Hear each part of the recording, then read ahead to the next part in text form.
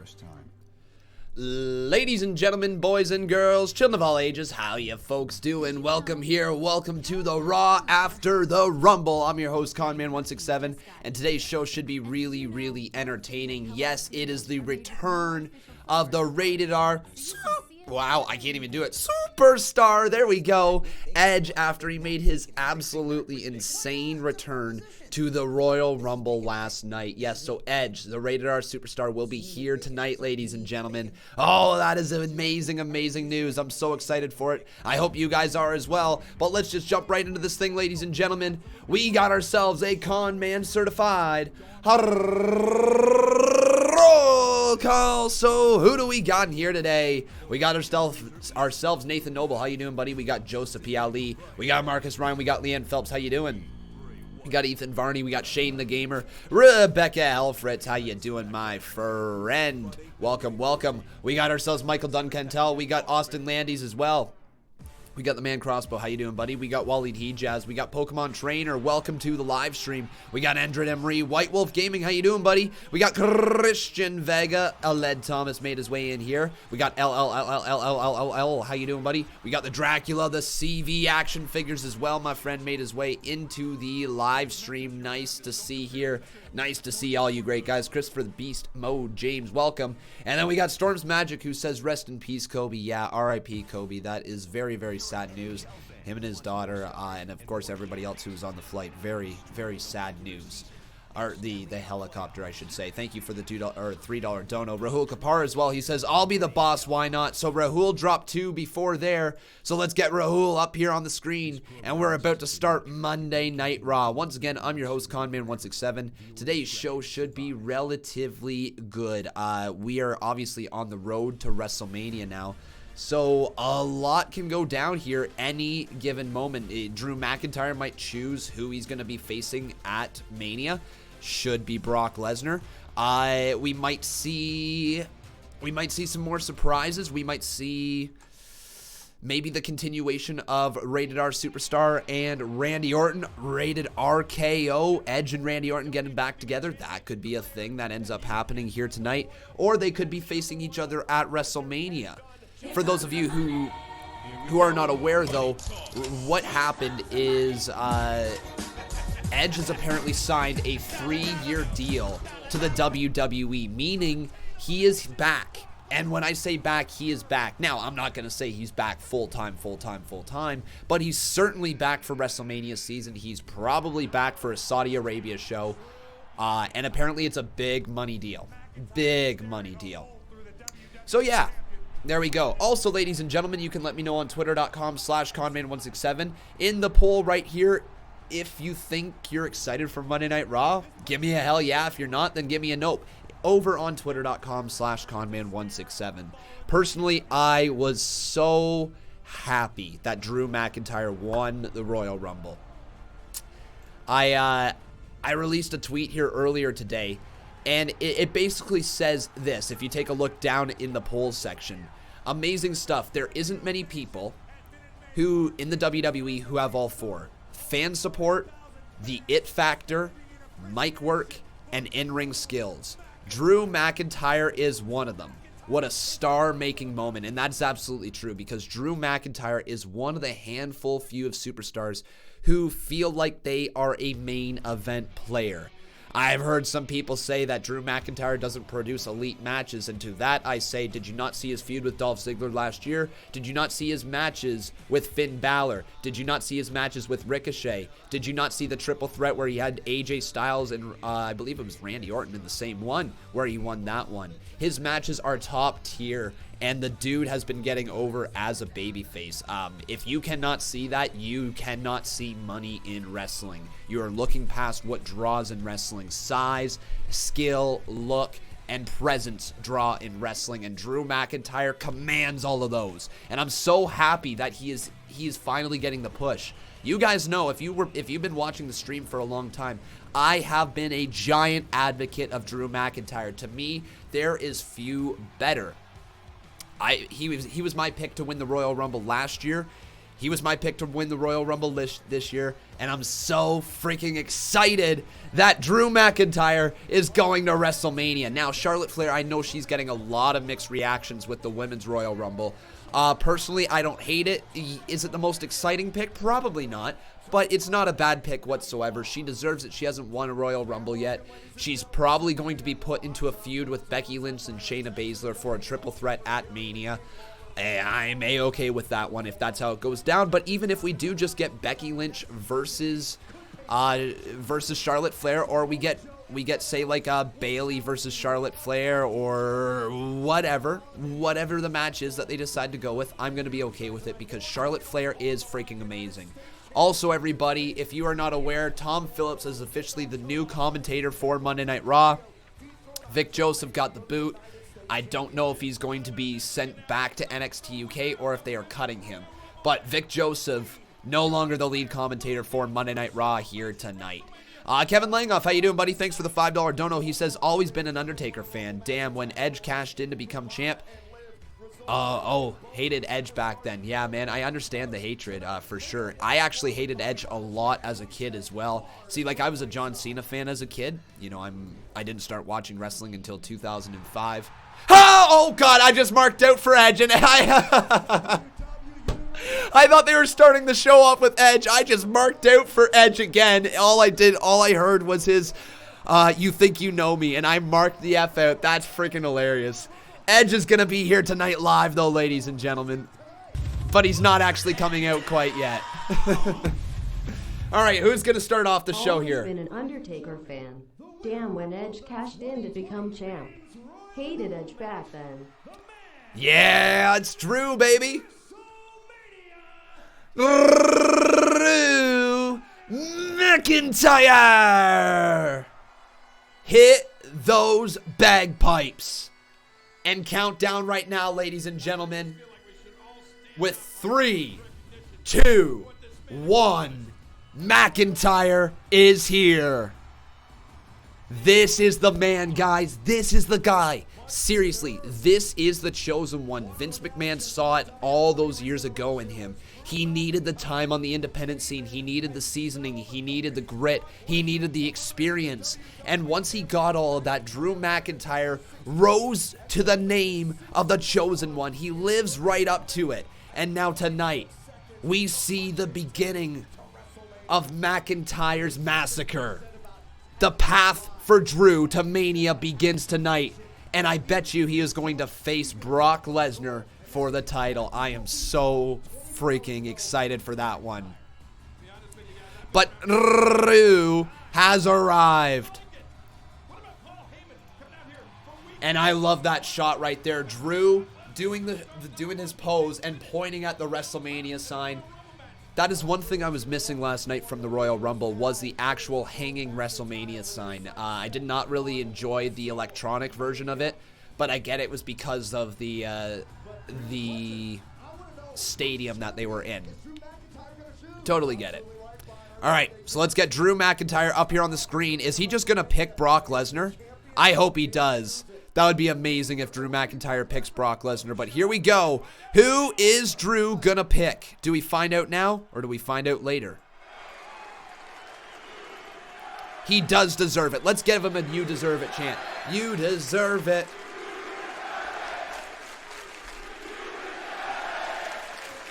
He so deserves it.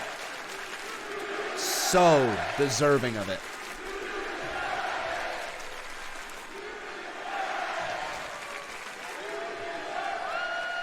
I'm going to need somebody to come over here and pinch me.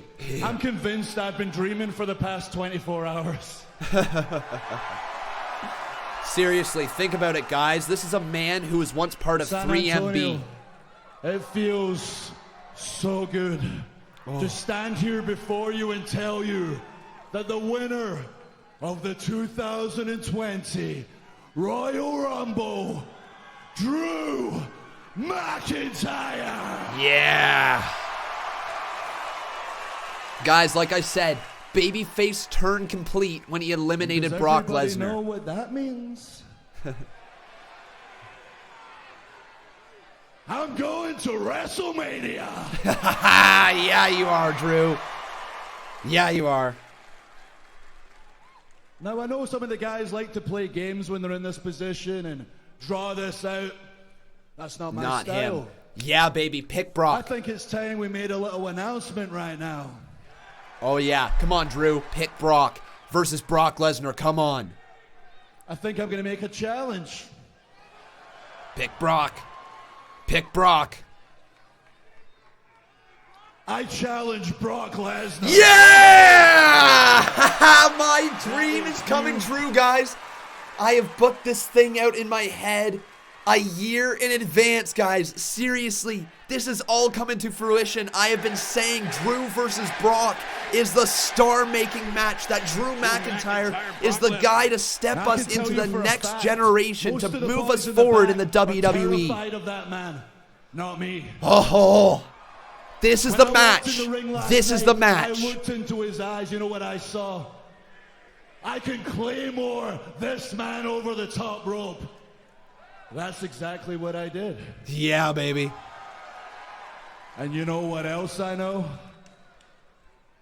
I'm gonna beat Brock Lesnar for the WWE title at WrestleMania. Yeah, you are. Hell friggin' yeah, you are, man. God, this is a I'm Mania main I'm event. Calm down. I need to get all this energy out. I'm feeling like giving out some claymores right now. You feeling that? I'm feeling a little Claymore party here tonight. All right, it's Claymore country tonight. An official Claymore party right now. Yeah. So, how about it? I just won the Royal Rumble. Who wants to make a name for themselves in the back? Give us a good match Who's now. got the balls to fight? Imagine it's Edge. It's not going to be Edge. But what are we going to get right now? What are we going to get? Who's here? The OC. Going to be Carl Anderson and Luke Gallows. Okay, so Carl Anderson and Luke Gallows, they're going to have to try to find something to go on for them because AJ Styles, it's believed that he separated his shoulder in the Royal Rumble. Both of these men getting up here. Is Drew going to destroy both of the OC? I don't know, but here comes Carl Anderson and Gallows. That, Drew McIntyre, that sounded like an open challenge. That's exactly what that was. I accept. Cool. I'll fight you tonight. Cool. Excuse me, Carl. Actually, Drew, I'll fight you tonight. How about both? How about both? Say it, Drew. How about both? You're thinking what I'm thinking? Yeah. Handicap. Oh, yeah. I'm the dream maker right now. You can both fight me tonight. Get me a referee. See, guys, I am telling you, babyface Drew McIntyre, there's... Okay, so... I like a face Drew. So, the thing is, with Drew McIntyre, there is a reason why babyface Drew McIntyre is going to work out so well. He basically built up, or not built up, but he saved British wrestling for a good period there, and he helped bring British wrestling into the limelight. And you think about where all the British wrestling is and all the great British wrestlers are today in the NXT UK division and everything like that. It is essentially built up from a heel Drew Galloway, who worked his way through the indies, became beloved, and then continued to build up everything from What Culture Pro Wrestling and onwards. Drew Galloway killed it on the independent scene as a babyface, and I was saying this from the day he came back and he was a babyface in NXT. If you could do the same thing, replicate the same idea, where you have Drew McIntyre run through as a heel for a little bit, build him up as a heel, get the fan support for him, because let's face it, fans do not like to root for baby faces right out of the gate. If you could build him up as a heel and then have that turning point against Brock Lesnar, Drew McIntyre is the next giant baby face. He is a cross platform star in the making. He is an international star. Did you not see Scotland completely erupt when he won? Drew McIntyre is a massive, massive star in the making, and they are taking every steps right to making him the star. The next thing that he needs is a win over Brock Lesnar at WrestleMania. Sidestepping Gallows, future shock DDT, and a kip up there from McIntyre. Now, here's the thing. He's probably going to get a strong push all the way to WrestleMania, so people are going to turn on him. But I'm not going to be one of them. 3, 2, 1. Claymore boot to Anderson. But I think he now says it's time to direct his attention to Luke Gallows. 3, 2, 1. Claymore boot to Gallows. Both of them pinned right on top of each other. Ladies and gentlemen, McIntyre has defeated the best tag team in the world, and it's booking like that that is going to get people to turn on Drew McIntyre. That's the type of booking that will get people to turn on him. It's fine once in a while. You cannot have McIntyre run through tag teams on their way to Mania, right? You can't do it the entire time. Once is enough. If you keep having handicap matches and things like that, people will turn on McIntyre very, very, very, very quickly. But nice showing there for McIntyre. Oh, Drew though, over the oh no, just through the middle rope. It would have been better if he sent him over the top rope. Now Carl Anderson throws him through the middle, or sorry, gets thrown through the middle rope. Hang on, it's Brock Lesnar! No, God damn it, Lesnar with an F5 to McIntyre.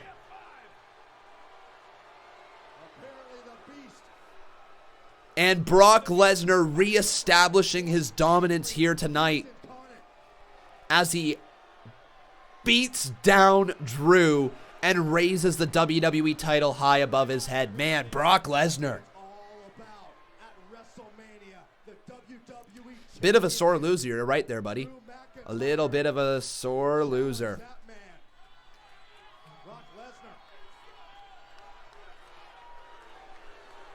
But Brock leaves McIntyre down on the ground.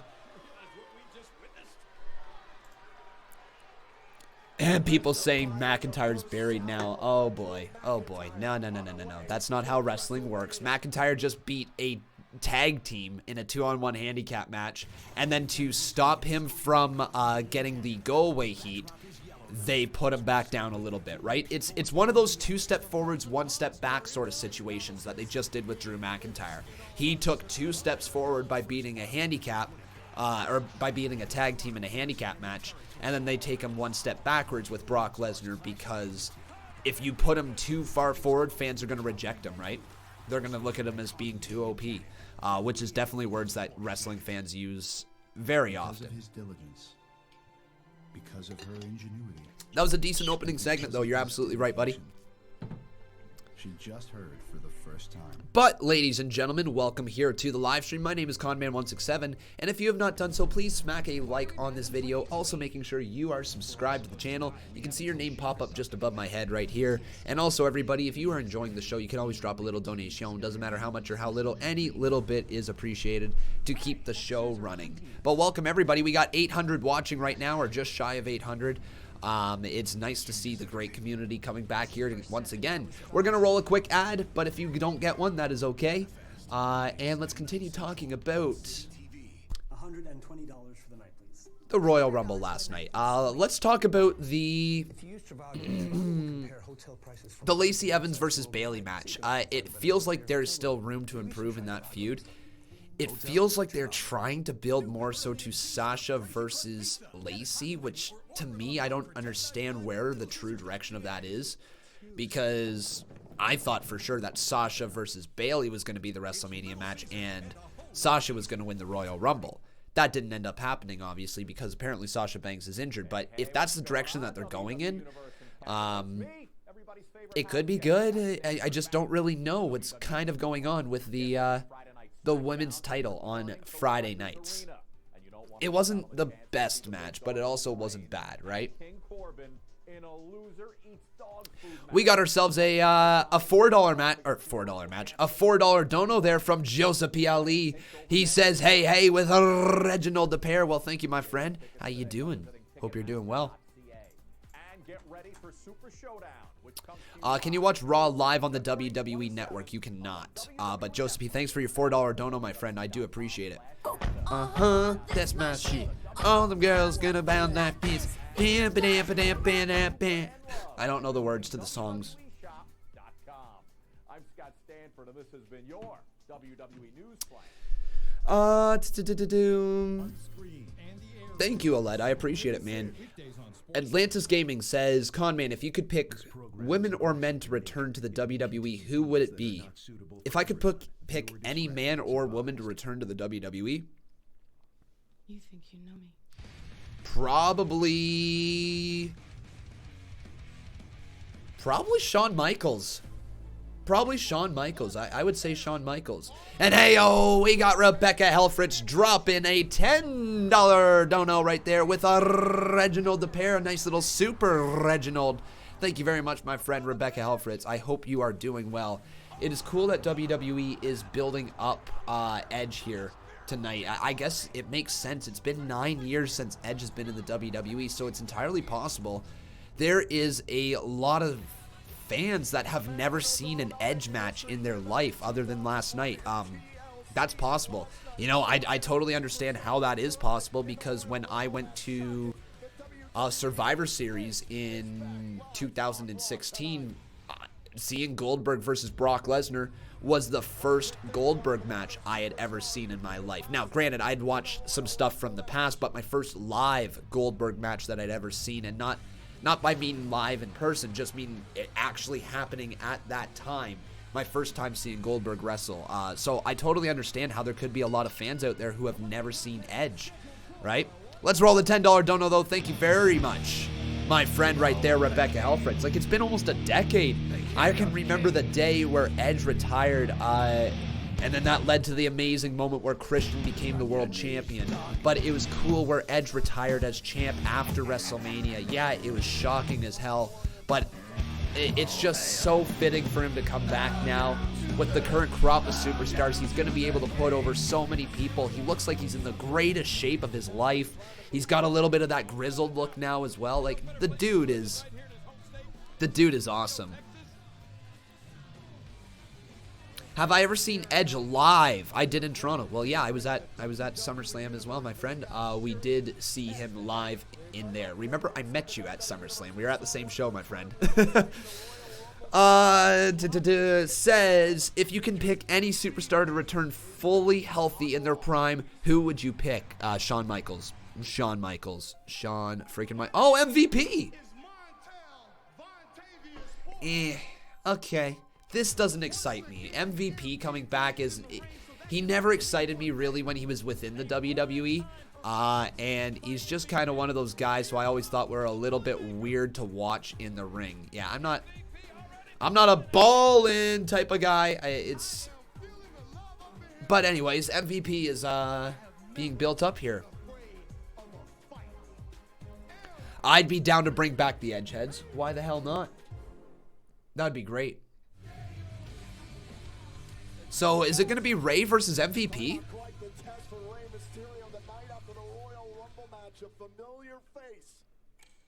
Yeah. I'm gonna sing to this song though. Ready? 1, 2. You hear the clock ticking. Tick tock. You're a rock star in making. Tick tock.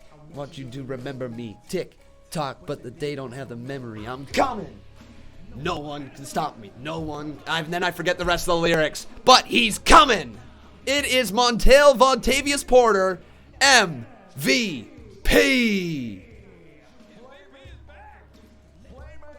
No pyro, though, for MVP. Rita Berra, how you doing, my friend? Welcome to the channel. I will say this much. MVP's theme song was always one of my favorites. I loved it growing up. It was a good theme song.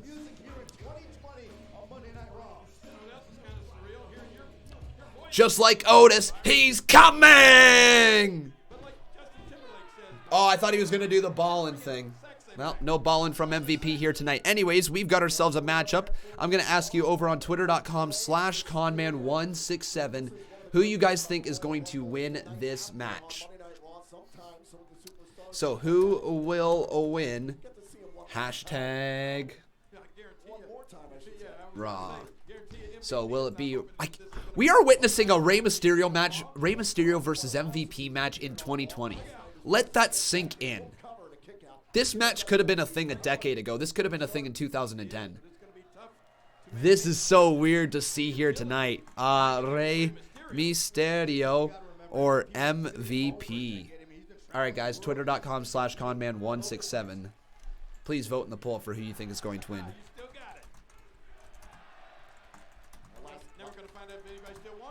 Last night was extraordinarily special to MVP because he lives in Houston, and so to compete last night in the Rumble was extraordinarily important, mainly because his 5-year-old son got to be in attendance and watch him compete. His son's favorite superstar, in fact, is Rey Mysterio. Oh, that's amazing. And here they are, facing off here. All right, nice move there, and Mysterio's in a little bit of trouble. Are we going to go right to commercial break? I believe maybe we're not. Anyways, down to the cover, hook the leg, kick out at 2 by Mysterio. This is really, really weird. If you guys could head on over to twitter.com/Conman167 as well. I just released a tweet that says we are getting Rey Mysterio versus MVP in 2020. Let that sink in for a minute. So make sure you guys go over there and favorite and retweet that one. But right now, like I said, we do also have the poll over on Twitter. And right now, MVP is sitting at 56%, while Rey Mysterio is at 44%. I'm going to try to find their photos as well. I got Rey here for sure, but I do not have MVP. So it's just going to take me a minute to find his. MVP trying to charge face first into the corner, but he runs face first into the turnbuckle off of the drop toe hold from little Ray. And now it's little Insaguri there to the back of the head of MVP as well. Mysterio, Byron, you touched on it. It's been an extraordinarily difficult couple of weeks against Andrade, but especially last year. Nice Hurricanrana, and MVP goes down hard into the barricade. So he's starting to roll here on Monday Night Raw. Nicely done. And we go to commercial break. So let's go MVP PNG. That feels weird saying.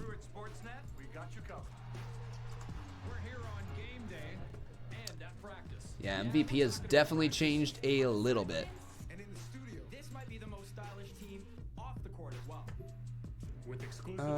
Yeah, it's a little bit more accurate representation of who he is. There we go. Boom. I need to save that in a different location. Sorry, guys. Give me 2 seconds here. What does cash guy mean? It means Christian Banta, thank you very much for subscribing. Welcome to the channel. I'm pretty sure MVP was in TNA for a little bit, wasn't he? Is that the last place that MVP was? Or where was MVP previously before WWE here, guys? He was? Okay, all right, he was. Was that his last place, though? TNA? Okay, Impact. Cool. Yeah, TNA. Cool. Because of her ingenuity and because of his dedication, she just heard for the first time. Oh, Con, I meant was that the first time seeing Edge? Yes. Yes, it was. It would have been the first time seeing Edge live. You let the Bone Collective set the rules, but now we're done. My team and I. Natsu. Drag Neil, how you doing, buddy? Oh, and Daniel Vo, thanks for subscribing. Well, welcome to the channel, my friend. It's great to see you come up in here. Great to see you.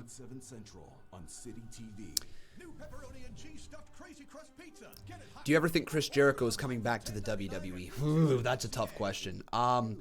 It all depends. It all depends. If AEW fails, which I don't think it's gonna, they just got extended for another 3 years, but say AEW fails within the next 2 years, yeah, you could probably see Chris Jericho within the WWE again, but I don't think that's gonna happen, and I bet you Chris Jericho is going to ride out his career in AEW trying to do the best stuff he can for AEW. You know, I think Chris Jericho feels very, very sour after his last run in the WWE. WWE has never treated Chris Jericho like the true top star that he is, right? They've never truly made Jericho the guy, or they didn't ever make Jericho the man. He never felt like he was the top dog sort of thing, right? Yeah, sure, he was the top dog, in quotation marks, but he wasn't, right? There was always Rock, there was always Austin, there was always Cena, there was always whoever, right? Was always just viewed as a bigger star than Jericho for whatever reason, even though he put everything into the business, created so many memorable storylines, so many great moments within the WWE. It just kind of sucks for Jericho. So I don't think we're going to see Jericho ever back in the WWE. And I mean, I think it's all those things combined that led to his frustration in creating, or help creating and help getting AEW over, right? I guess he didn't really create it, but he was the big signing that put a lot of eyes onto AEW. Basically, Jericho going there was their acquiring of Hulk Hogan, right? That WCW had, if you will. Kick right there to the chest, though, of MVP. Rey Mysterio and MVP in 2020. This is just crazy. What is going on? Are we in 2010 again? Did, like, the New Days and Time Machine work? Like, did it just take that many years to go from the vaudevillains to us here today? And did it just take us all the way back to 2010? I don't know. We got ourselves a $10 dono right here from Kevin Langoff. And Mark Kearns also says MVP last wrestled in Ring of Honor. Good to know. Thank you, buddy. Kevin says, man, this is crazy. I remember Edge retiring on Raw, and now we get another promo from him. By the way, the first Money in the Bank winner... by the way, he was the first Money in the Bank winner as he put the Money in the Bank concept on the map. Yes, he did. I will also never understand why Edge was the first Money in the Bank winner when Chris Jericho was the guy who made the match. But anyways, still, another thing that Chris Jericho gave the WWE that they never really gave him credit for again, never even let him win the damn thing. Anyways, that's just my personal thoughts on that one. Thank you for the $10 dono. I appreciate it. Now Mysterio all the way up. Oh, nice senton there. Takes down little MVP. Little MVP. Ain't that little. Moonsault. What a counter. Oh, no. I thought MVP just countered it. But he kicks out at 2 right there. All hail. Bow down to the king. Oh, that's exactly what I was saying, Michael Hall. I remember Edge retiring on Raw, and now we get another promo from him. By the way, the first MIB winner is he put the MIB concept on the map. Yes, he did. Here we go. Ballin'.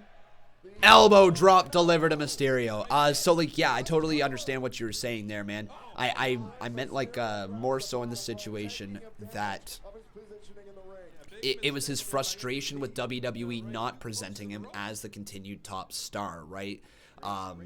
If WWE, like, the list of Jericho, let's be honest here, guys.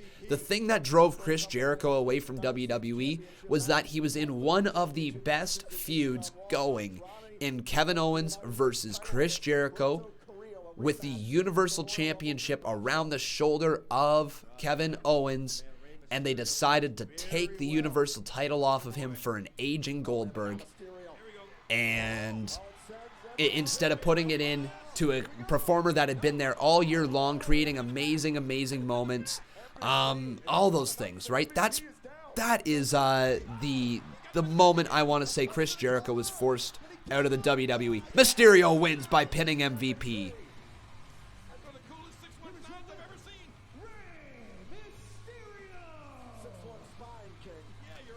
A 6-1 spine. Yeah, a little bit of a botch right there. But yeah, if WWE would have gave Chris Jericho versus Kevin Owens the Mania time they deserved, and, you know, you could have done the exact same thing. You could have had Kevin Owens lose to Chris Jericho at Mania. Chris Jericho becomes the Universal Champion. Fitaro, thank you very much for subscribing. Welcome to the channel. Then you easily could have had... You know, you could have easily had Brock Lesnar go against Chris Jericho at the following pay-per-view, you know, for the title, and then Chris Jericho leaves from there, and they go on. Chris Jericho goes back on tour with Fozzy. Frig, I just popped for Edge again. Oh my god, I just popped for Edge for the second time. They keep showing the damn Royal Rumble clip. I keep popping for Edge. Ugh, what is this all about, man? Why are you teasing me like this? I popped twice now for that damn Royal Rumble clip. Trolling me big time. Big time. Anyways, though, guys, if you're just tuning into the show, please make sure you leave a like on this video. Also, making sure you are subscribed to the channel. MVP losing to Rey Mysterio is an interesting one. It feels like MVP was only around maybe for, like, the weekend. And they're like, hey, dude, do you want to wrestle on Monday as well? And he was like, yeah, sure. I guess I can go ball in. And then wrestled Rey Mysterio, put over Rey Mysterio. Yeah, very, very interesting direction that they went there.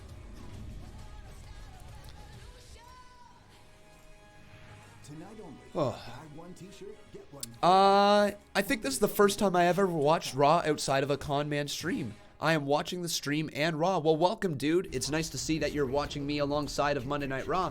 Honestly, guys, if you're looking for a great way to watch these live streams, I highly recommend trying to sync up the live stream in your TV. I know it might be difficult if you can't pause your live TV, but if you can, just pause the TV for a split second, let the stream catch up. I believe you're like maybe 7 to 30 seconds, something like that, of a delay. So if you pause your live TV, sync up, you can watch my live reactions, you can chat along in the live chat with all the people while still watching Monday Night Raw. It's the best way to watch it, in my honest opinion. Around a 20-second delay there, yeah, sort of thing. Like, we've removed the minute delay that used to be here on the live streams. We used to be streaming multicast to Twitch and here on YouTube, but the downfall of that was we couldn't be in low latency mode, which means that I can interact in basically live time with you guys. Music that moves you. And I think it's a much better take because honestly now, like, the thing that I was looking at is that this is a reaction channel and it's tough for people to watch a reaction, at least watching a live stream reaction, if you've got a massive delay on it. So look at this. Ever since we've turned the delay off and we went back to basically live streaming live time, the viewers have went back up. People have seemingly been more happy with the streams, and it's less confusing. We don't have two live chats going. Sure, it was a fun experiment for a year, but we're back here to just YouTube, right? And I've been very happy with the change. Very happy with the change.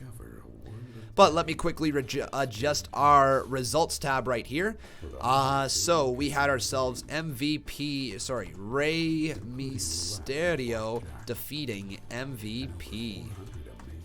Boom. Including the progressive jackpot slot Mega Mula.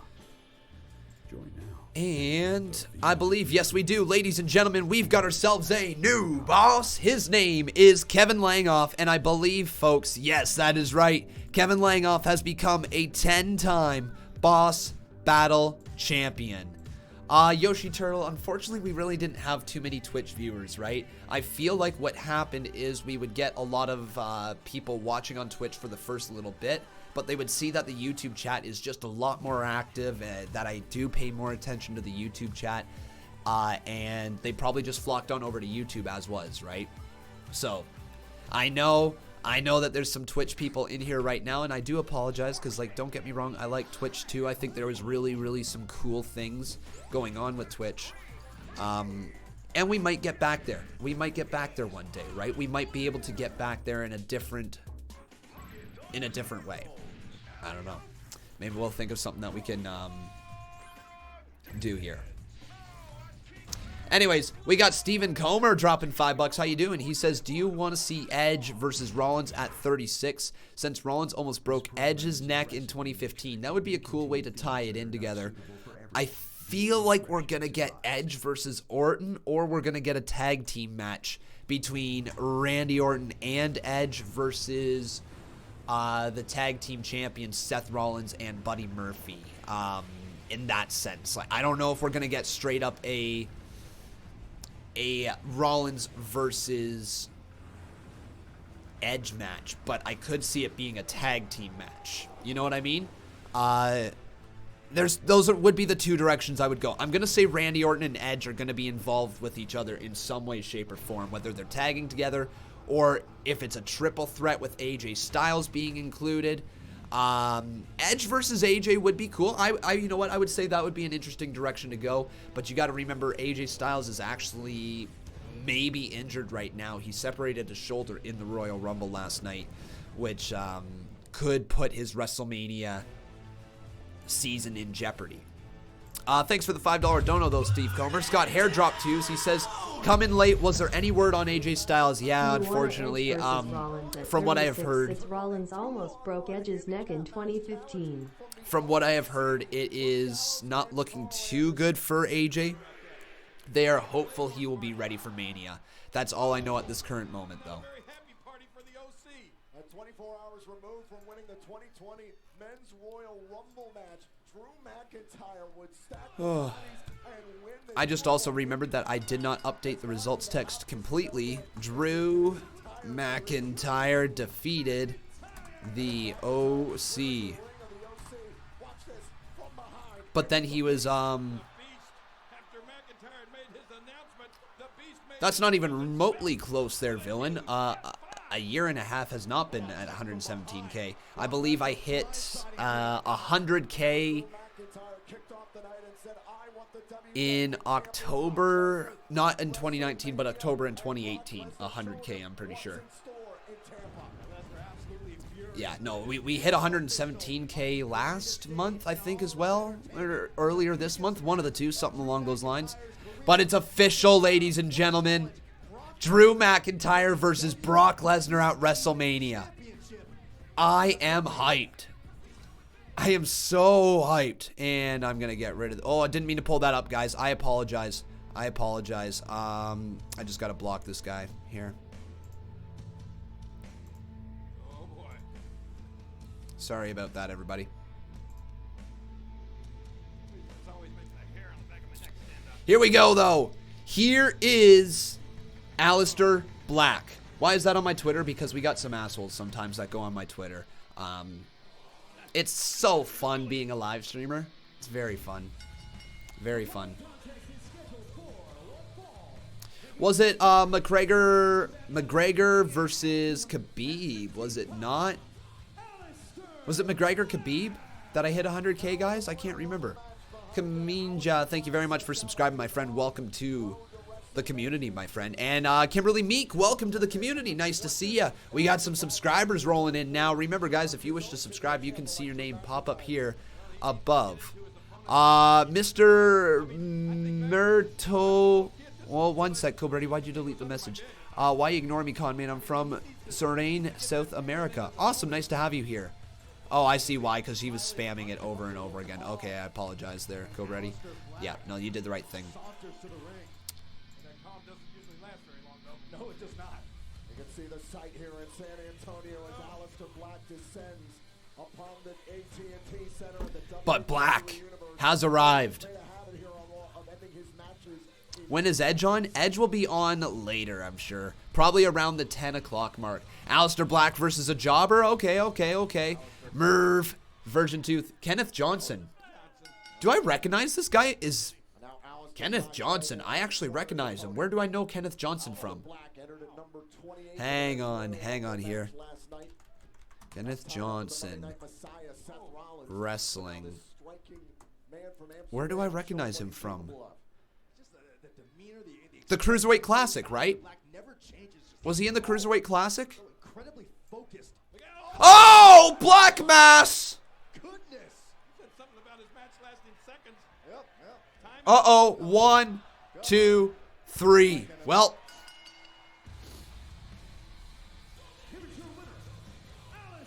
So, yeah, Kenneth Johnson was in the Cruiserweight Classic. But he just got beat up by Aleister Black there, and Aleister Black wins very, very quickly. So, yep, that's all that was. Aleister Black. Black doesn't get paid by the hour. Good thing. Here we go, though. Black is about to speak.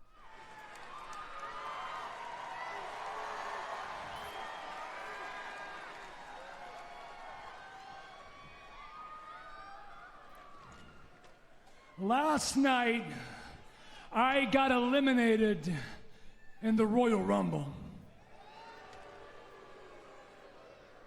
But before you think that people like Buddy Murphy or Seth Rollins are to blame, the only person accountable for my loss is me. Okay. See, if I start something and I don't finish it, then that loss is on me, and I own that loss. Okay. And now there is one more thing that I am accountable for. See, these last few months, I have made the mistake of waiting for people to come to me and knock on my door to pick a fight with me. Uh-oh. Oh! Spotlight. But as of tonight, Raw locker room, that changes because you are no longer the one who picks a fight with me. Ooh. No. I will bring the fight to you. Cool. Guys, keep your doors Cool. locked. Cool. I like that. There's a change in his entire attitude. He's coming after you, not me. Considering coming off of his rivalry with Buddy I like that quite a bit. PS4 Twist asking me, have I ever been to a pay-per-view and what was it? Yes, I have, my friend. Thank you for your $2 dono. I have been to SummerSlam in 2019, so just this past year at NXT, also NXT TakeOver Toronto both years, and Survivor Series 2016, all of them located in Toronto. Yes, PS4 Twist, thank you, buddy. I was getting to it. I appreciate the $2 dono. I appreciate it. So yeah, new tag team champions in the form of Seth Rollins and Buddy Murphy. It's interesting. They had an interesting showing at the Royal Rumble. Obviously, the feud is going to continue with Kevin Owens and Samoa Joe.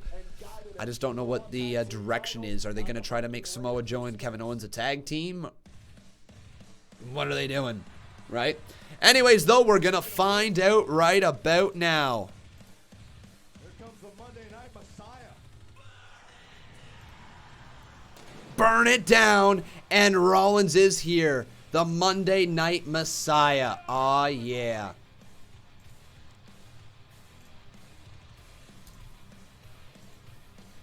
Ladies and gentlemen, please welcome the new Raw Tag Team Champions, Buddy Murphy, and the Monday Night Messiah, Seth Rollins.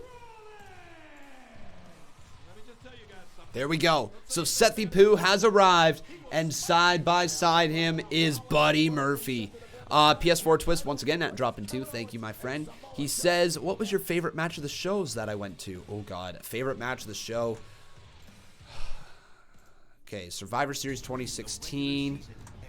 You know what? I'm just going to go most memorable. It's too difficult to say favorite matches. It happened... Well, actually, I could give you one for sure.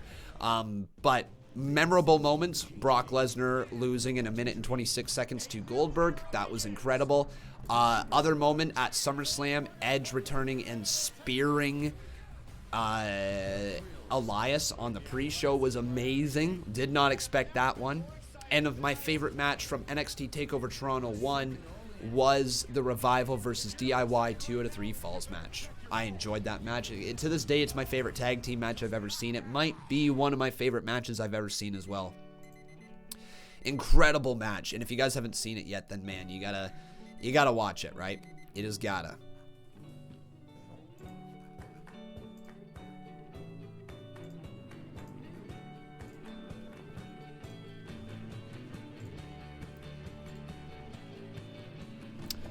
Otis is still in play for the Liv Lana match.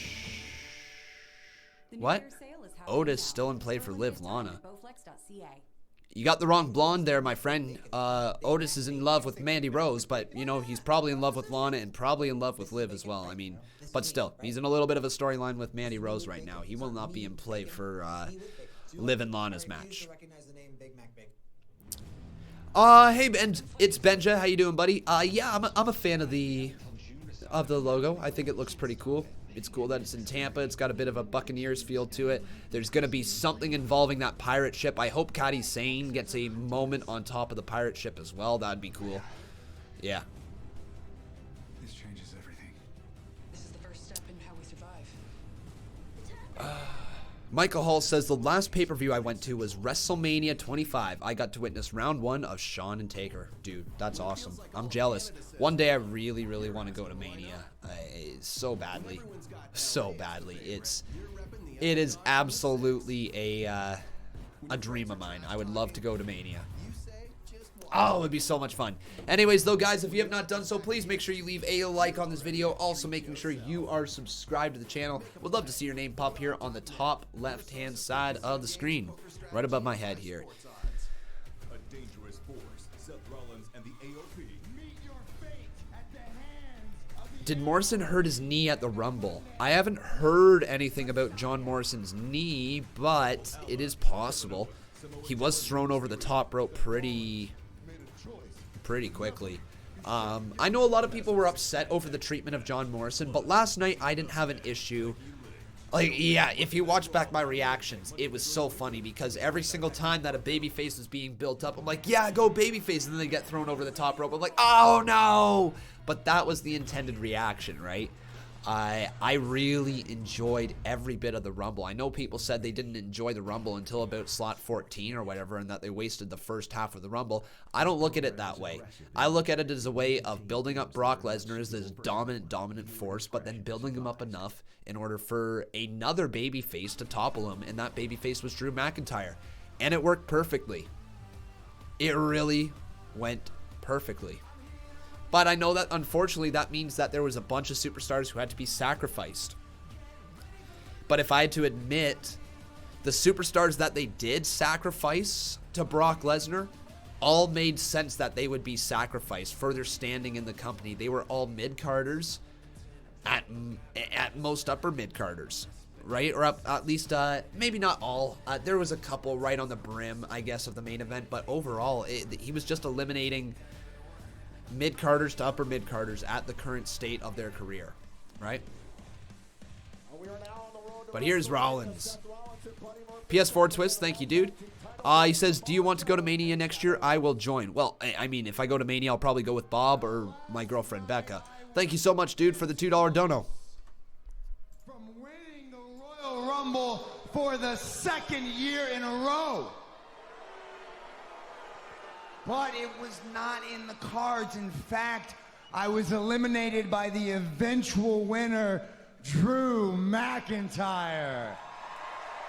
Yes, let's give a round of applause to Drew McIntyre, everybody's favorite superstar, Drew. Enjoy it while it lasts because they will stab you in the back so fast. Now look, I am not here to focus on the negatives. I am a leader. I am here to focus on the positives. And two positives that came out of last night's Royal Rumble are the fact that I eliminated Kevin Owens and I eliminated Samoa Joe, and neither of those men are going on to WrestleMania. Cool. Now another positive is right here beside me. Because last week, me and my newest disciple, Buddy Murphy, dethroned the unbeatable Viking Raiders to become the new Rare Unicorn thinks I have chatbots. Guys, do you want to prove that you're all real? Say the word, I'm real, if you're real. Come on, you idiot. Now, earlier today, Kevin Owens and Samoa Joe laid out a challenge to myself and Buddy for a Raw Tag Team Championship match. And yeah, since read it and reap, you little bugger. I am a benevolent leader, I have accepted that challenge. So Kevin and Joe, come out here and get your asses handed to you by the Monday Night Messiah. All right. Is that going to happen? Benevolent leader, huh? Yes, benevolent. Here they come. What do you mean? Don't doubt him. Okay, so let's see this right now. Kevin Owens coming on out. No Samoa Joe. remember that Kevin Owens and Samoa Joe did have a little bit of an issue during the Royal Rumble, but it looks like they've reunited here again. Joe comes on out now. And I wonder who's the next person going to be. Is it Aleister Black? I wouldn't be surprised if they brought Aleister Black out again, right? I know it's only 2v2, but like we still got the AOP to look out for. Is there another tag team? Viking Raiders? Sure, but... He still talks way too much, doesn't he? I barely said anything. You know, Seth, I just want to make you aware of something. Not only are you absolutely delusional, but I need you to know, these past few weeks, these past few months, really, you've been an absolute jackass. Hey, I mean it from the bottom of my heart, buddy. You suck now. Oh, that's rich, Kevin, coming from you. You know what? You talk about me saying too much, me talking too much. Why don't you stop talking, come down here, and fight us for the tag team titles? Wow. Now, hold on a sec. Who is this in the ring right here? Look, Seth Rollins got his big boy britches on, and he's all ready to fight.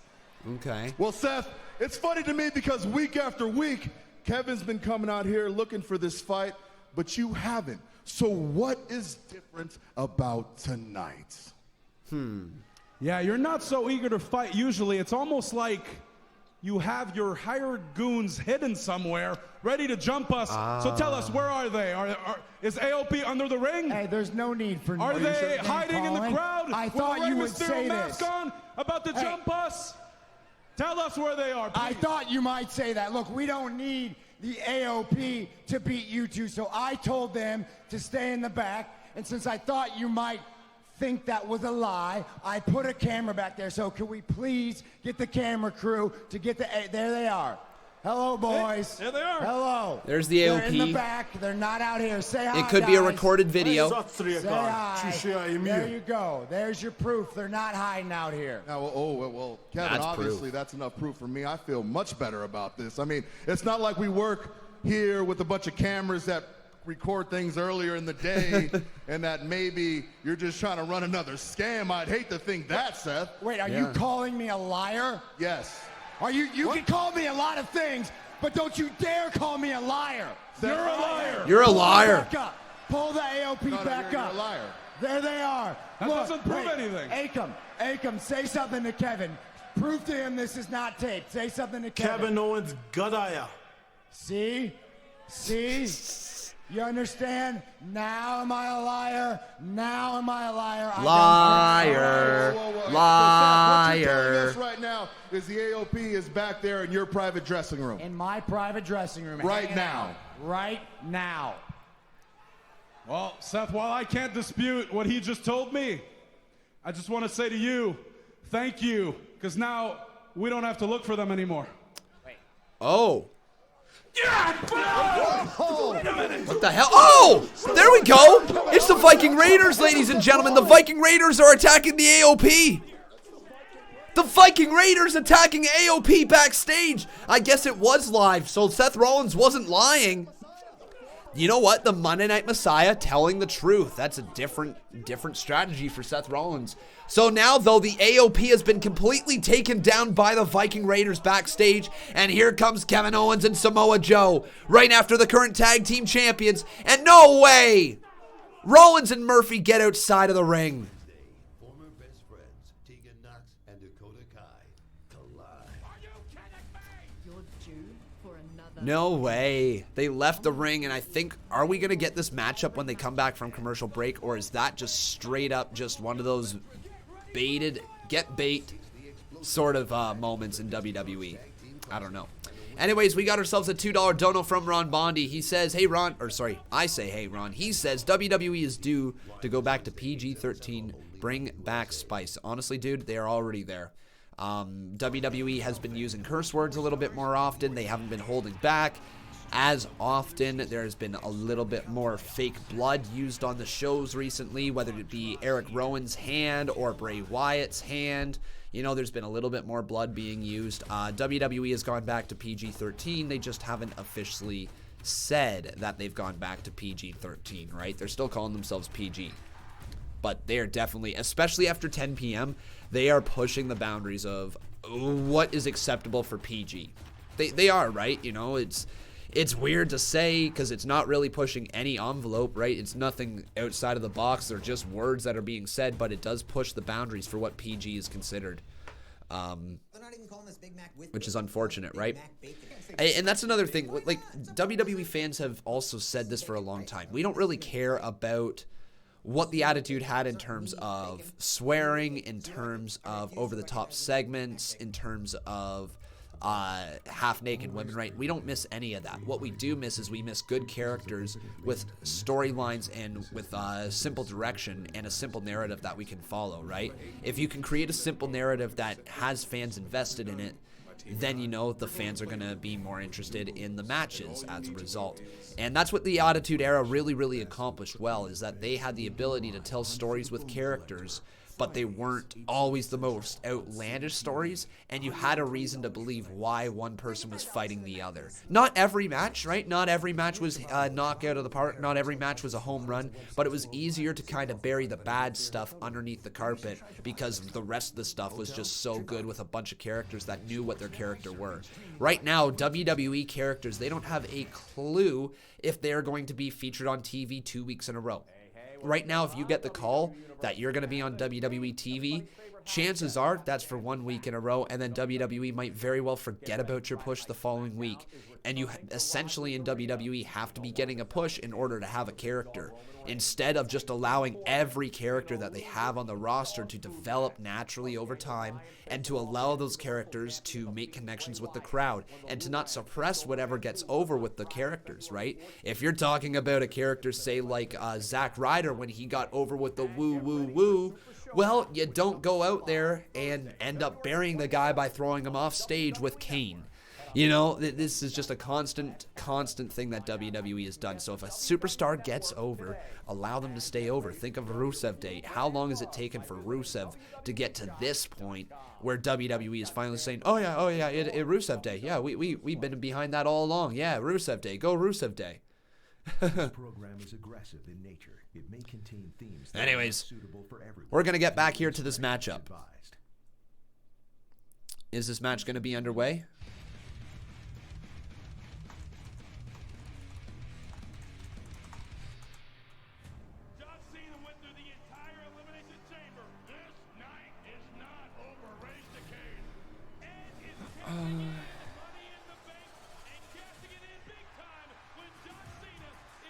So, exactly what Russo said. Is that what it is that Russo said? Okay, interesting. He said he put them on TV constantly to get over. He has everyone having storylines, not brought in to just sit in the back. Exactly. I didn't know that that's what Russo said. If that's what he said, man, that's pretty good, actually.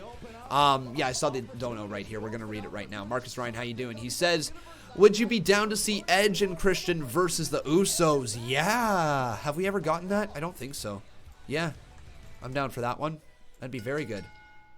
And we're going to get a tag team title match as well. Wow. We're actually getting it. Would you be down to see Edge and Christian versus the Usos? The team of Kevin Owens and Samoa Joe!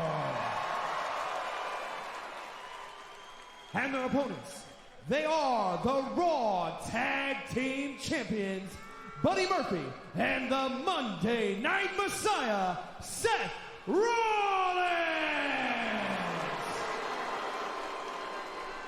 I don't like this, guys. You gotta I like that WWE is featuring the tag team titles a little bit more often on the show and making them a focal point of the show as well. Oh, no way, Primitive. That's amazing. Congratulations to Erica. Awesome, dude. Very happy for you and your friend there.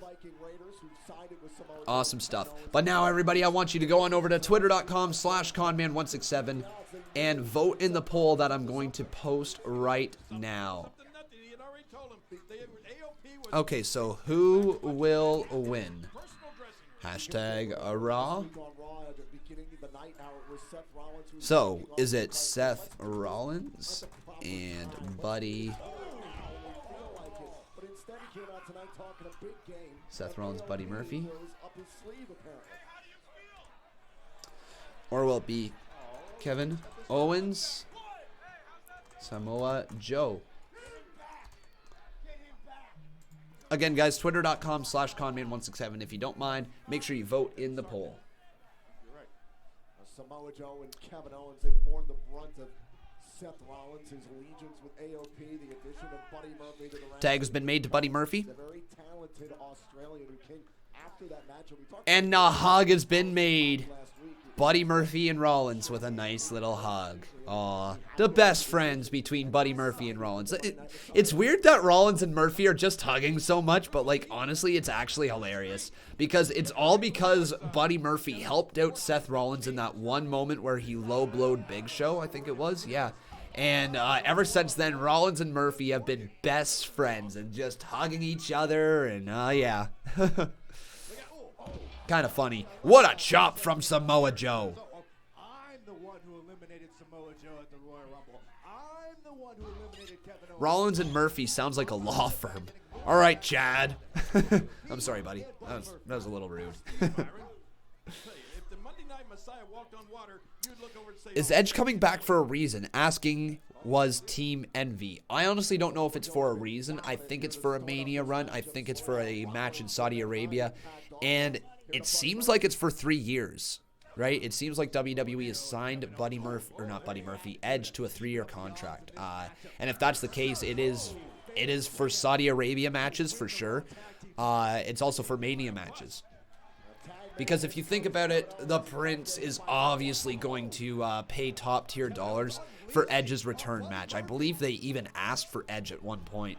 Oh, Kevin Owens telling Rollins to suck it, but the referee having to get involved as the Monday Night Messiah is pushed back into his corner. Kevin Owens with a slam right there to Buddy Murphy. He goes up to the middle rope, and a nice little elbow drop there to Buddy Murphy. Say all you want. Seth Rollins and Buddy Murphy are the Raw Tag Team Champions. For how long? A tag made. Back in comes Samoa Joe, and again, while there are no... Yeah, I don't know if I've still come down from my Edge high, considering the fact that I've popped twice for Edge tonight, thinking he was coming out for that little video package that they've been showing. I don't think I'm over Edge returning yet. Here's the cover count of 2, kick out by Murphy.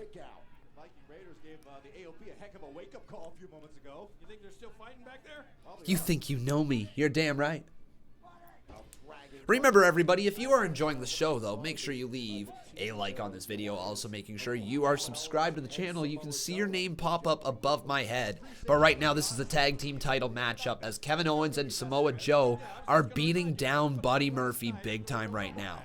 Kick right there from Kevin Owens to Buddy Murphy, and Owens is taunting Rollins in the corner.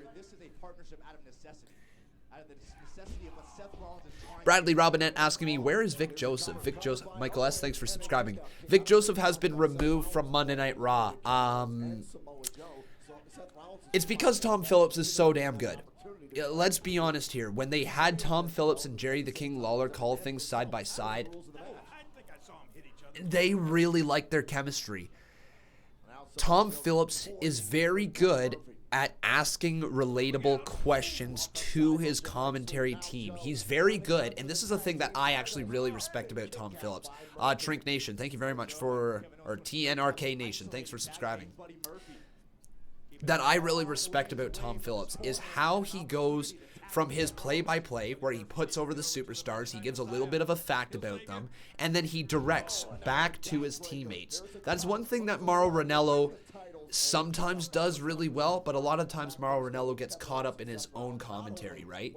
The thing with Tom Phillips, and don't get me wrong, I still think Mauro Ranallo is better than Tom Phillips, but Tom Phillips, Diego Casillas, thanks for subscribing. Tom Phillips is able to put over a superstar in the ring, sell a move that is happening, and create a conversation within his commentary booth. Phase Monster, thanks for subscribing. So I understand why, say, alongside somebody like Jerry the King Lawler, who was struggling next to Vic Joseph in order to carry a conversation, I understand why they wanted to move Tom Phillips. Now, is that to say Vic Joseph will never be back on the main roster? No, I think Vic Joseph is actually really, really good. But he needs a proper color commentary guy beside him, and not a guy who is aging and a guy who is not exactly with the times like Jerry the King Lawler, right? Tom Phillips keeps Jerry kind of in check. Vic Joseph didn't. Vic Joseph wasn't able to keep Jerry the King Lawler in check with his commentary, right? And as a result, they moved on from it. I think if you were to partner Vic Joseph with, say, somebody like Nigel McGuinness on the main roster, you're looking at a great commentary duo. But you're just going to have to go back with Nigel McGuinness and Vic Joseph in NXT UK and let that be the duo. That just has to be the one, because Tom Phillips, obviously, the commentator for NXT UK, so that will need to be changed up at this point. Man, nice suicide dive by Samoa Joe as well, as he delivers a forearm right to the face of Buddy Murphy. And that's going to be commercial break. Cool.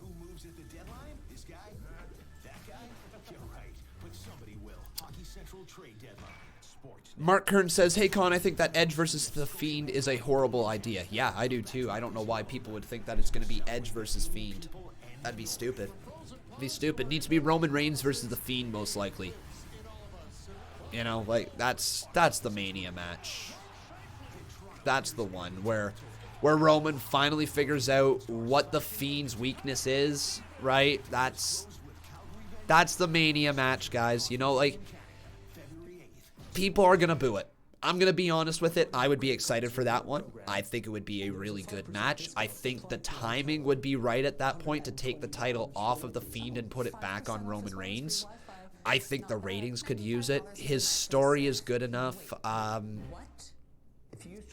then I don't know what you do with The Fiend past Mania. It feels like the fact that they have introduced this weakness of The Fiend, right? It feels like that has to be uncovered at some point on the lead up to WrestleMania. And that's going to be how Roman Reigns beats The Fiend, right? That seems like the direction they're going in. I could very well be wrong, but that would make the most amount of sense to me. I don't know, Villain. People say it's because Roman Reigns is too OP, and that's just not true either. Roman Reigns has lost quite a few matches. If you guys look back, Roman Reigns has put some people over quite a bit. It's just fans' natural rejection of Roman Reigns. It has been there, and it has been there for his entire career. The fans just don't want to like him because he is very much the chosen one. He is very much a Vince McMahon prototype. When you look at him, you look at Vince McMahon drooling over his big sweaty muscles. But he's still very good. He's still very good. He's got the best late kick out in the game. I don't see anybody kicking out of moves better than Roman Reigns. And he has a way of making every match that he's in feel like a big deal. He may not have a way of making every segment that he's in feel like it's a giant deal, but he definitely has this ability of making every match feel like it's a big deal. So I think him versus Fiend is massive. Saturday, March 14th. Tickets and WWE Superstar Experience packages are available. When it comes to your Toronto Raptors, you ready for more? Our crew at Sportsnet, we've got you covered. We're here on game day. What is my favorite WrestleMania event and WrestleMania match? I'm not sure about an event. My favorite WrestleMania match. Oh boy. Okay. I really like Daniel Bryan's WrestleMania. Yes-omania. What was that? Was that WrestleMania 30? Is that what Bryan was when he won, guys? When he won the title? Maybe. WrestleMania 30. Viewer discretion is advised. 30, yeah? Okay, WrestleMania 30. Yeah, I would say probably if I had to pick a favorite WrestleMania, it would be that one, but I don't think I have ever had a single WrestleMania where every single match has been like, this is standout, this is standout, this is standout. I usually have a handful of things from every WrestleMania that I love, and a handful of things from every Mania that I'm not a giant fan of. Yeah, probably WrestleMania 30 if I had to pick one event, but just because of the story of Daniel Bryan beating Triple H at the start and then overcoming Randy Orton and Batista in the main event with the crowd chanting yes at the end, the conclusion of the year-long story or whatever it was. That to me was just amazing. I quite enjoyed WrestleMania 30, and but in terms of my favorite match ever in WrestleMania history, God, Taker versus Shawn, WrestleMania 25, that was there. Every time I've watched Ric Flair versus Shawn Michaels, that is amazing. The tables, ladders, and chairs match with the Hardys, Dudleys, and Edge and Christian is always a barn burner. Was it the first Money? No, second Money in the Bank. What was the one where CM Punk won the first time? Was that the third Money in the Bank? Whatever that one was, the one where CM Punk won the Money in the Bank at WrestleMania, that match was incredible. Rock versus Hogan is an incredible matchup. Oh, what a DDT there to Buddy Murphy. Yeah, I honestly couldn't tell you my favorite WrestleMania match. If I had to pick one in terms of, let's say, all right, if I had to pick a match from Mania to show somebody, I would pick probably Shawn Michaels versus Undertaker, WrestleMania 25. Yeah, Triple H, Undertaker, Mania 28, End of an Era is gold as well. Yeah, that one's a gold match. But I probably, if I had to say, nice frog splash there from Owens, down to Rollins, hooks the leg, into the cover, count of 1, count of 2, kick out by Rollins. Yeah, I would probably say Undertaker versus Michaels. Because that one I've actually shown Becca, and she actually enjoyed that one. I haven't shown Becca too many matches within the WWE, but that was one that I have shown her, and she enjoyed it. She was laughing at herself because she was like, I keep catching myself thinking this is the end, and it's not, and it feels very weird. I'm like, welcome to wrestling. That is how you're supposed to feel. When you're watching a match, you're on your toes. You don't know who's going to win. She's like, they keep doing the same thing. They build up the one guy, and then they stop him, and then they go for a pin. Then they build up the other guy and stop him and go for a win. I'm like, Becca, you understand wrestling better than some people in my live chat. Like, it's kind of funny. Here's the thing. I would love to do a series, guys, where I sat down and showed Becca wrestling. Teaching my girlfriend wrestling or something along those lines. I would love to do a series like that. I would love to. I think it would be hilarious. I think it would be downright amazing. I think it would be entertaining as hell. The only thing is that I can't do that really because Becca's career could, that might not be something that her as a future teacher wants to be online, right? So I get that. I totally get both ends. It's not that she said no. She actually has said yes, but I don't want to put her in jeopardy. Here's a count of 2, kick out there by Rollins. So that's kind of my thoughts there. It would be amazing to do, but I don't really want to do that to Becca, if that makes sense. Live to fight another day. But I mean, what's he gonna do? What's he gonna do if he wins? Seth Rollins trying to make a tag now to Buddy Murphy. He does right there inside the ring. Buddy Murphy is officially here, but I don't know. Right hands there over and over again from Buddy Murphy, firing away on Kevin Owens. Buddy Murphy, oh, what an enziguri. We got ourselves a $5 dono. How you doing there, Kevin Langoff? He says the Undertaker interview with Stone Cold was really good. Yes, it was. He did confirm that he got a concussion at Mania 30. Really good stuff. Yeah, it's really, really good stuff. Really good stuff, man. It's rare to see Undertaker out of character, but I watched that whole thing and loved it. Buddy Murphy now looking for a modified superplex, potentially. Owens, though. Headbutt reversal. A couple headbutts right to the head there of Murphy. Here he goes. Murphy's in trouble. Oh, planted face first into the ground. Here comes Kevin Owens looking for a senton delivered. For the win. It's over. 1, 2. Oh, Rollins makes the save. We almost just had new tag team champions there, folks. Really, really close. Kevin Owens, I can't imagine. Look, that is impressive. That is impressive. Absolutely, it's impressive. This whole effort's been impressive. Oh my God, Kevin Owens is amazing. He is literally WWE's most valuable player, or most versatile player, I should say. You can literally put him in any segment, any role, babyface, heel. Oh, win or lose, and Kevin Owens will get himself and his opponent over. Literally, he is amazing.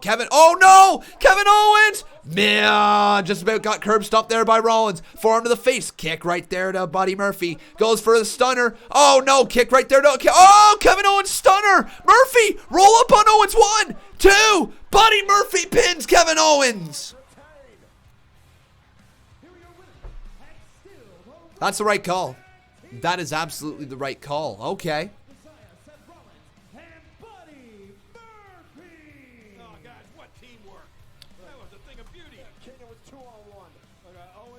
Wow.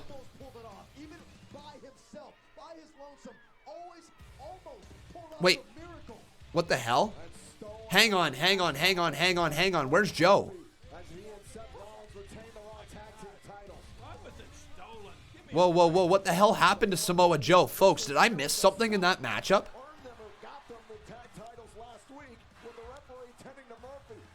What the hell happened to Samoa Joe? He got hurt? I missed that? Oh, crap.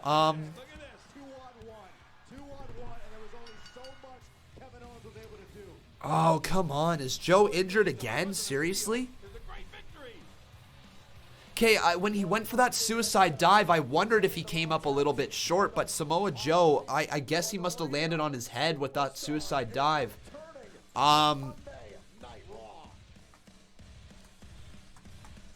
I saw him go for it, but I didn't realize that he got injured.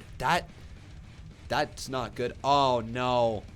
Yeah, guys, he landed hard on his head. Ah!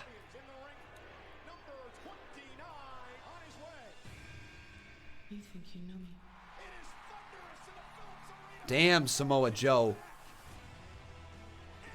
He landed real hard. That's really not good. Crap. Just as that was starting to go, man, WWE, what they don't need is they don't need another random fluke injury to Samoa Joe. He literally can't catch a break. Has he always been injury prone? Like, not to try to... I just popped again for that damn Edge pop at the Royal Rumble. I literally popped for it again. Why are they doing this to me? Stop! Stop playing with my heart. Just give me Edge. Ah! Why? El Idolo. You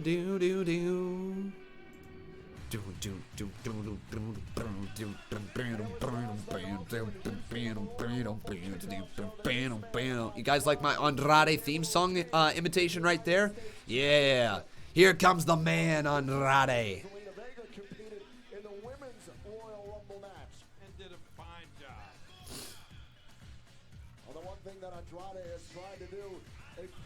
How you guys doing? Welcome here to the live stream. Once again, my name is called Conman167. You can call me Conman, Connor, whatever. But if you guys would like to, please make sure you leave a like on this video. Also making sure you are subscribed to the channel. You can see your name pop up just above my head right here. Also, everybody, if you are really enjoying the show, you can always drop a little donation. It doesn't matter how much or how little. Any little bit is appreciated.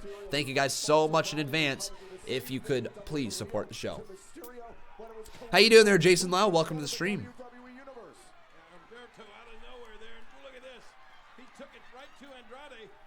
Carrillo saying, I'm not going to let history repeat itself. I've got great respect for Rey Mysterio, and I'm going to have his back. That would be insane, Aled. I would be very upset. Be very upset. And Byron, here's the superstar Andrade who's got respect for absolutely no one. Absolutely, you're right. So Andrade is here. I don't know what Andrade is going to do. It is a rematch from the Royal Rumble kickoff show last night in Houston. Coming up next, can Andrade retain the United States title against Humberto Carrillo? Oh, we're getting a United States Championship match again.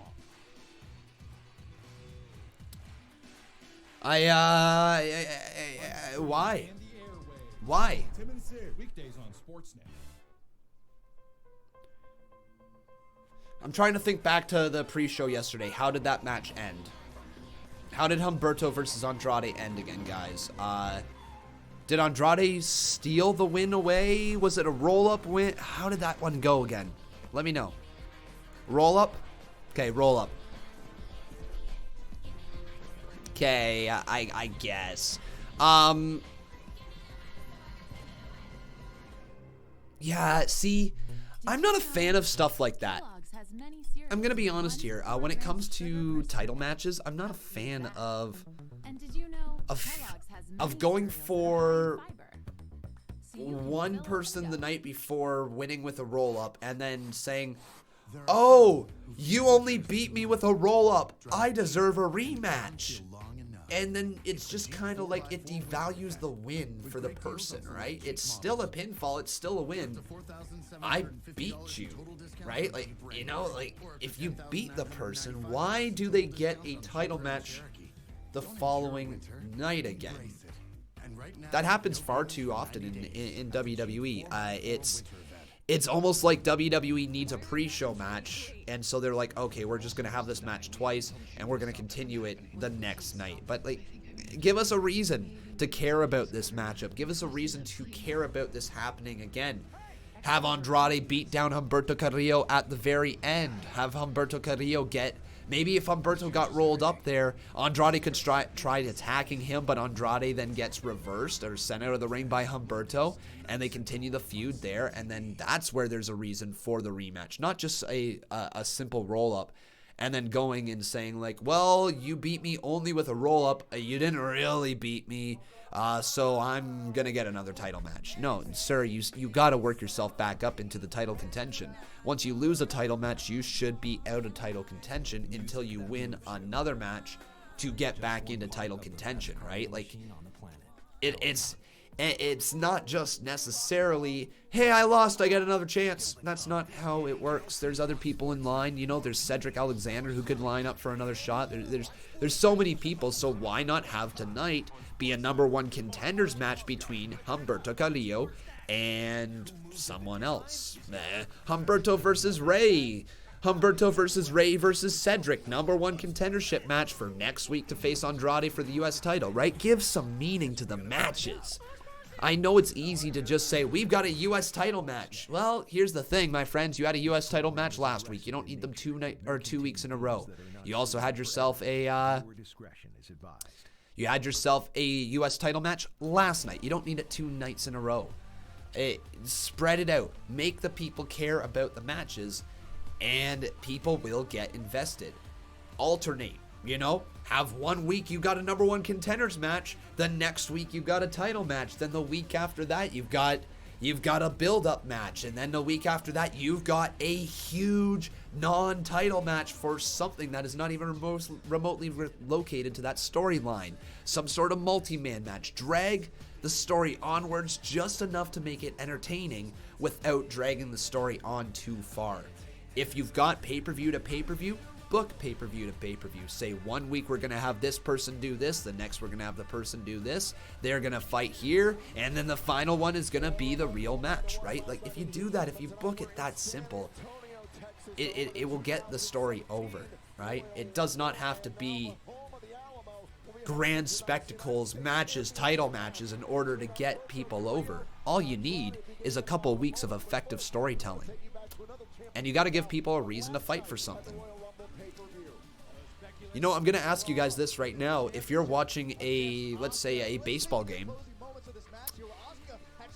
and you're watching, let's say, game 100 in the season, or game 105 in the season, because the MLB plays so many ridiculously games, so many games. Anyways, say you're watching game number 100. Well, let's say this much. Game number 100 does not mean as much as, say, the playoffs. Why? Because they're fighting for something. Because there is something on the line. There is high stakes. It's not just a random match. So try to put as many stakes as possible on your matches. Make your matches mean something. And WWE sometimes fails at doing that. Anyways, here's Becky Lynch. Becky, leading up to your title match last night against Asuka, you were very vocal about what this match meant to you personally. Now that you've captured the victory over Asuka, do you feel like it accomplished what you thought it was going to? It did something better. I've been walking around this place for the last few months, doubting myself, wondering what kind of a champion I am. So last night, after I collected on that final debt, something profound happened. I came back and I iced up, I showered, and I looked at my title. Oh. Picked it up and it hit me. I really am in a whole different league than the rest of them dopes. The next head that I want to slap is my own for even beginning to doubt how good I am. Charlie, I have called every shot. I told the world what I was going to achieve. I told everyone in that locker room who I was going to beat. Look up and down my record. I have beaten them all. I am the champion who has beaten them all. So now that everyone who has done me wrong has been collected on, I will tell you what happens here. Is that the next arse that I beat is going to be because I want to, not because I feel that I have to. Okay, well, speaking of future fights, as you're probably well aware, last night Charlotte Flair won the Women's Royal Rumble match, guaranteeing her a championship opportunity at WrestleMania. So what if Charlotte challenges you for the Raw Women's Championship? Well, if she challenges me, it won't be the first time, but This it ain't will money. Thanks damn for well subscribing. be the last time. Wow! What a statement! Wow, what do you think of that? What a statement by Lynch. Becky Lynch had a GOAT on her back that literally said GOAT. Greatest of all time. GOAT. Yo, Lynch with a statement. You know what, guys? Even if they do just build up to a Becky Lynch versus Charlotte Flair match at WrestleMania, it's going to be good. It's going to be entertaining. They're going to tell a good story. They always have.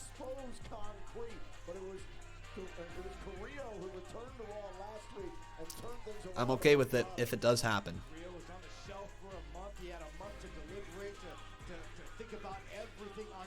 It's not ideal. You know, like, it's not the most ideal match, but if it does go down, I'm okay with it happening. But Humberto Carrillo versus Andrade. Here we go, everybody. The following contest scheduled for one fall is for the United States Championship. Introducing the challenger from Monterrey, Mexico, weighing in at 198 pounds, Humberto Carrillo.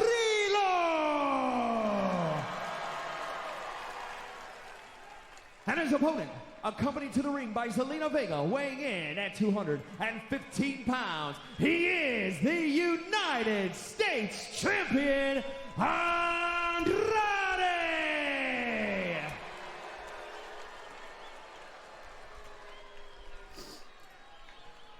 And it is our second championship match of the night here in San Antonio, Texas. It's about the United States title. 45 years of history behind this championship. King, you've called plenty of these matches throughout your career. For a long time, this title's been known about excellence and especially about opportunity. That's exactly what's in front of Humberto Carrillo right now. We can take out Andrade. There we go, everybody. All right, so you heard the pre-match call right there, courtesy of Tom Phillips. If you guys want to take a look quickly at Becky Lynch's new jacket, there you go. You can take a look just right down there at the bottom of the screen. Kind of shows it right there. You can see it just a little bit. It's just a goat on the back that says the words GOAT. Wonder if I got a better viewing right there for you. Yeah, there you go. There's a little bit better of a viewing of it. You can see that right there. Becky Lynch with the GOAT jacket. But now, everybody, I'm going to ask you, who do you think is going to win over on twitter.com/Conman167, either Andrade or Humberto Carrillo. Once again, this is for the United States Championship, our second championship match here tonight. Oh, how much Humberto Carrillo's got to be replaying that scene in his mind where Andrade ripped the protective mats around the ring and drove him face first into that exposed concrete. Oh, knee right to the face by Andrade. Now down to the cover, hooks a leg, count of one, kick out by Andrade. Hey, Conman, do they think they will change the U.S. title look? They might. They're probably getting close to wanting to change it. I don't know if this is the time for it.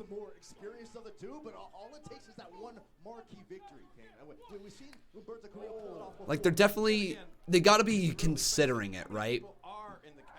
It's probably going to be really, really similar to the Intercontinental Championship in the way that they have it designed, which I'm okay with. I'd be okay with that one. The End is asking, why is there 2 title matches tonight? Well, this one I'm not entirely sure why it's happening. The first one was obvious because of all the stuff that went down at the Royal Rumble. Kevin Owens and Samoa Joe with their issues with Rollins and Murphy. I get that one. I get why that one happened. This one's a little on the weird side, but I'm not going to complain too much. It will be a good matchup. We do know these two guys can work in the ring well together. And at least they're being featured here on the show, right? At least they're being featured. Up and over, and Andrade goes over the top rope. And if that was in the Royal Rumble, Andrade would have been eliminated. But Andrade, not in the Royal Rumble. He is defending his title here in a one-on-one match. Now a drop kick right there from Humberto Carrillo catches Andrade across the side of the head. And it looks like Humberto's going to go flying. Here he goes, Carrillo. What a move. The guy is fluid in the ring. Let's admit that right there. The guy can fly with the best of them, but he is as boring as a sack of potatoes when it comes to charisma. It's just a vacuum hole of charisma, right? But his in-ring work is good, which I guess at the end of the day is all that matters. Rogers Hometown Hockey on Sportsnet. It's the people and the stories that unite us. I always wanted to exceed expectations. Stories of courage. Aled Thomas hoping for a Cena versus Edge match at WrestleMania. No, I don't think that's what we're going to get. Don't think that's what we're getting. Kevin Langoff says Sasha Banks was scheduled to be in the Rumble as of Saturday, but they left her out because she was not cleared. Honestly, it does not protect her from losing if Charlotte was going to win. It does, saying, honestly, it does protect her from losing if Charlotte was going to win. Yeah, but honestly, if she was cleared, if she would have been cleared, it would have been really good to see Sasha Banks be a part of that Rumble. Her star power was missing at one point, right? They could have actually really used Banks in there. Could have really used her. But now, everybody, if you have not done so, please make sure you smack a like on this video. Also, making sure you are subscribed to the channel. You can see your name pop up just above my head right here. And making sure that you have turned on your notifications for this channel and have also subscribed to Conman Reacts, my secondary channel. All of the links to all of my stuff is down in the description below. If you're wondering where you can find my Twitter, my Instagram, Facebook, yada yada yada, all that is available down in the description below. Everyone has access to it. Everyone. The Bone Collector. The End says, I know the matches will be decent, but there's no logic to them. No one earns title shots in WWE now. Wouldn't say no one. All right, we just had the Royal Rumble last night where 2 people earned their shot at WrestleMania. Wouldn't say no one. There's also been a couple #1 contenders matches in the past, but where WWE lacks logic in is that they create their #1 contender and then they just kind of say, okay, that's our #1 contender for the next 3 months. As opposed to having something that forces people to want to compete against each other, that forces the mid-card to step their game up. And honestly, there should be some sort of ranking system with WWE. There should be some sort of stats system within the mid-card. I know it's a little more difficult around the main event scene, but the mid-card should absolutely have a ranking system by saying, here's the US champion, here's all the people trying to fight for the title, and a win here this week moves you up the rankings, and a loss this week will move you down. And whoever is in that position, if you kind of want the US title to be featured on Monday Night Raw a lot in title matches, have whoever is at the top of that card or at the top of those rankings get a title opportunity the next week. So at the end of the rankings, you say, okay, you've got yourselves a week to try to move up and down the rankings, try to adjust where you are. And at the end, going into next week, or maybe in 2 weeks' time, we are going to have this person challenge for this title. And then you go on after that. If that person loses, well, they got to go right back down to the bottom of the rankings and fight their way back up. Fight the people who are ahead of you in the rankings or the person who is just below you in order to see where you are in the rankings long term. It would be a really, really cool way, again, of giving value, giving perceived value to every match that is going on in the WWE, right? Perceived value is all you need. All you need is perceived value. It does not need to be insane changes, but if you can make the people who are watching perceive the show in a different way and view the show in a different way, then you're going to get some characters over. You're going to. Carrillo's got to be careful. Her shoulders are down. Whoa, oh my God. Carrillo, though, what the hell? Carrillo bridging out of that one. This is just an example of what I've been talking about. Like I said, Roberto's great. He's going to be a This submission is a little on the weird side. Andrade, though. Oh, Carrillo just sits right up into it. Carrillo, though, just got power bombed.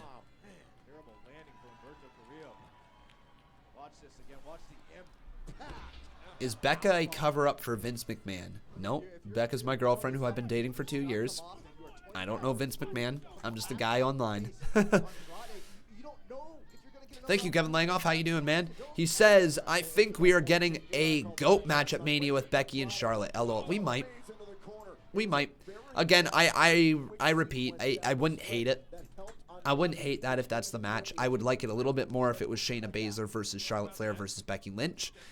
I know there's not too many unique matchups that we can actually have with Charlotte Flair and Becky both being involved, right? There's not too many, but Shayna Baszler, Becky Lynch, Charlotte Flair is definitely one of those matches that could be interesting. But also, let's admit it, Becky Lynch versus Charlotte Flair one-on-one at WrestleMania, has that happened yet?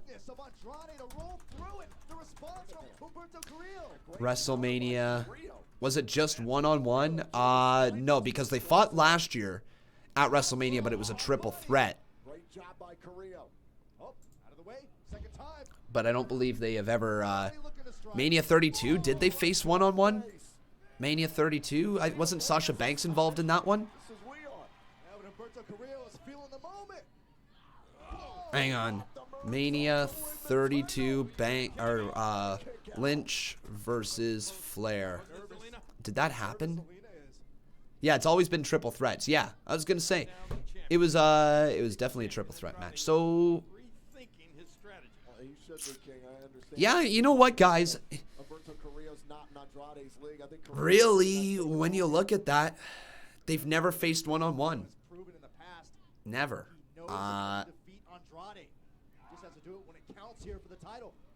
Is that really an atrocious match to have at WrestleMania? Find out who really is the best. Realize how Becky Lynch did just say she's the best. You know what, guys? The more that I think about it, that makes a ton of sense. Sasha versus Bayley at Mania. Becky versus Charlotte at Mania. I'm thinking about it a lot, and it's starting to sound more and more reasonable. If that is the story they're going to go, a battle of who is the best. Sure, nothing wrong with that one, right? Humberto, though, misses the... Oh, there's that roundhouse kick. Catches Andrade off the side of the head. Off the ropes, Humberto. Ooh, nice kick to the side of the head once again of Andrade. And now Carrillo. Carrillo looking for a moonsault. Connects right on Andrade. But oh, Selena.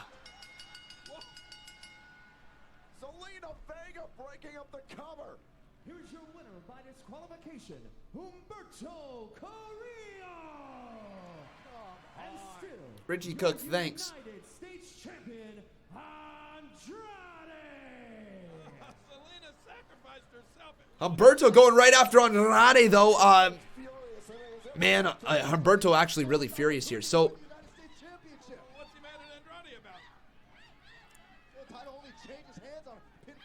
I got a little thing that I'm going to say here after this beatdown ends up going down. Man, Humberto actually getting a little bit of aggressiveness with him. Humberto, is he going to... No way. Is Humberto going to get the payback? There's that concrete flooring. This might not be good for Andrade. Zelina Vega begging, pleading that Humberto stops here. Oh, God. This might not be good. Humberto might end the career of Andrade here tonight. Looking for a hammerlock DDT. No way. Carrillo! Hammerlock DDT on the concrete! Carrillo just DDT'd the United States champion. Wow.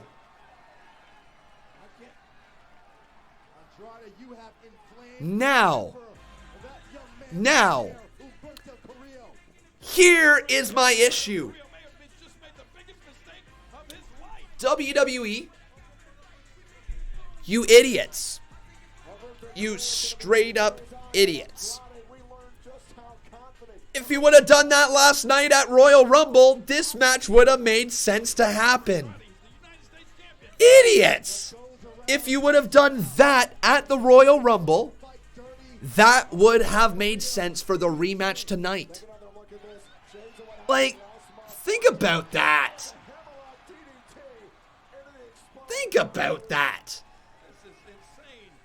You had a roll-up on a pay-per-view, so that was a legitimate win. Then you cause the disqualification tonight. No. That should have happened last night. Then Andrade should have got the roll-up win here tonight to beat Humberto Carrillo. And then Humberto at least could have lost with dignity and had his match with Andrade, and then they could have continued to get Andrade over. Right? That's stupid. That was stupid. That's not the thing that happened last night. The story is backwards. The story is completely backwards. That makes perfect sense if that happened last night, what we just saw tonight, and the roll-up win happens tonight. Man, that's just a little weird. Anyways, though, nice to see Humberto actually get a little bit of oomph behind him. You know, get a little bit more character. The dude's still boring as hell.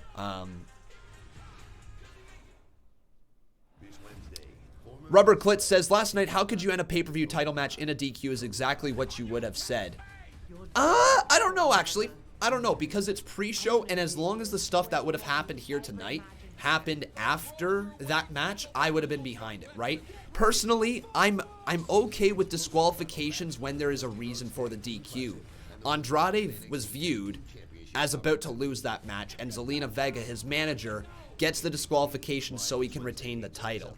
But then afterwards, Humberto Carrillo gets his heat back on him, or gets his momentum back on him because of the fact he attacked the champion. Personally, I think that was a very well executed segment. And if that would have happened at the pay-per-view, I actually would have been completely fine with it. You know, Humberto looked good in that matchup, and it would have protected him, right? It would have made you believe he was about to win the U.S. title. Personally, I don't think that that's actually a bad thing that happened. It was just a little bit backwards. I don't mind when people lose with disqualification for a reason. I hate it when there's a disqualification in order to prolong the story. That's what I really hate, right? I do not like that when there's a disqualification just to prolong a story for the hell of it. If there isn't a rhyme or reason for that DQ happening, don't DQ, right? Finish in a different way. Find some way to get out of the match, right? Not a disqualification, a distraction or something else like that would be really an easy way to continue the story on while giving a definitive end to the matchup, right? All good. All good. Mike Oxmall says, hey Conman, I subscribe but my name won't show up. Why? Honestly, dude, I don't know. It's a possibility that your name or your YouTube channel does not show subscriptions publicly. If that is the case, that's the reason why your name didn't show up. Could also be that the YouTube system just didn't recognize it for some reason, or Streamlabs didn't put through the notification. I can't control it manually, unfortunately. It's all on YouTube and Streamlabs end, right? The Autistic Raven, wow. Thanks for subscribing, my friend. Welcome to the channel. I appreciate all the kind words that you guys are saying about this channel here tonight. Thank you. I really enjoy what I do here, and I hope you guys enjoy what I do as well. If you do, though, like I said, you can always leave a like on this video. Also, making sure you are subscribed. And also, everybody, if you truly enjoy the channel, you can always drop a little donation. Again, doesn't matter how much or how little, any little bit is appreciated. Nicholas Palmer asking me, am I surprised that Ronda didn't return last night? A little bit. The Sports Nerd, thanks for subscribing. When your friends are trash talking, yeah, bring it on. When everyone's folding, you're going all in. Make a play. Bodog.net, your source of free casino games, poker strategy, and live sports odds. I forget what I was talking about. I literally just lost my train of thought. Anyways.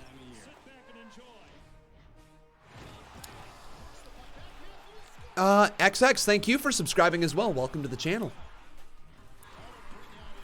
Reflex Gravity says, Con, you've grown so much since I first started to watch you. Thanks, man. I feel like I've gotten better for sure. I also feel like I've become a much more entertaining live streamer than I was 2 years ago, let's say.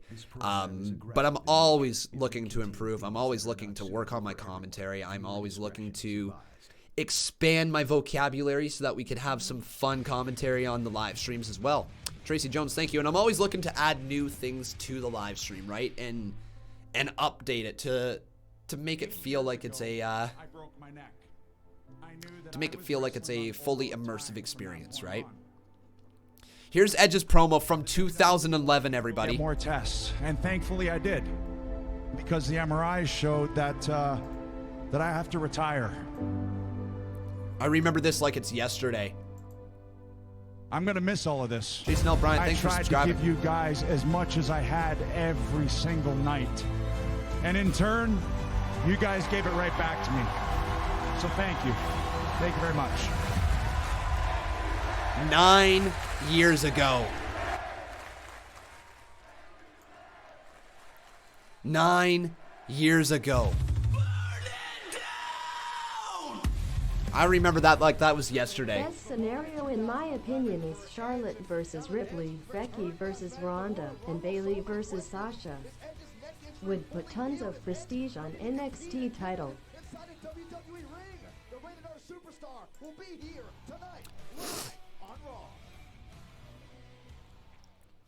I see what you're saying there, Kevin. I don't know if I would go Charlotte versus Ripley for the NXT title.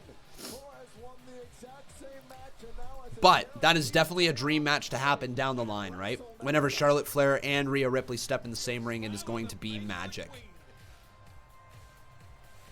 I'm going to give a shout out to a few people over on Twitter. I got Kobe Lewis, I got Armin, and do I have anybody else who dropped a follow within the last little bit? Yes, I got Josephine and Richie, Bulgani and Quantez Williams, and Jeremy Benari. Thank you guys so much for following me over on Twitter. Remember, guys, if you would like to drop a follow on Twitter as well, you can. Twitter.com/Conman167.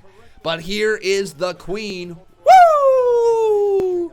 Charlotte Flair. We'll try and get you a medical update as soon as possible on the situation regarding United States champion Andrade after the attack by Alberto Carrillo. We do have people standing by trying to get more information on that later here on. I know, Jared. It was amazing, wasn't it?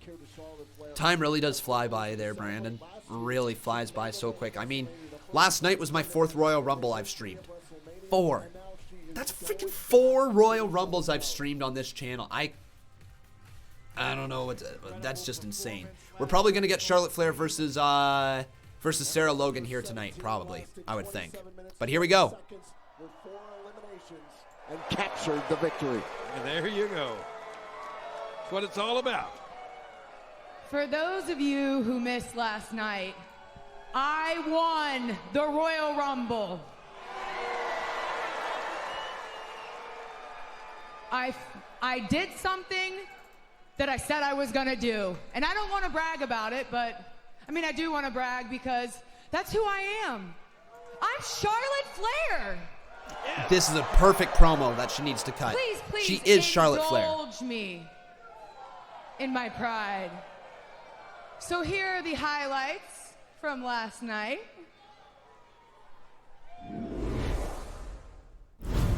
Are you ready to rumble? So we're just going to get a quick little recap of the Rumble. Okay there, Michael Hall. Hopefully you feel better, buddy. Hopefully you feel better real soon, my friend. Get some water into you. Honestly, heel Charlotte, face Charlotte, just Charlotte Flair. She is unreal. She really is so good. I can't get over it. Let me try to update the... Let me update the results. Jobber, Aleister Black defeated that one. What else did we have? We had Seth Rollins and Buddy Murphy defeating... I outlasted 29 other women. So, in 10 weeks, I get to face the champion of my choice at WrestleMania. I mean, I don't take this decision lightly, and it means a lot to me. So at WrestleMania, I am going to challenge... Who? Becky? For a championship. Oh. Because I'm still thinking about it. There you go. Oh! Asuka is here alongside with Kairi Sane.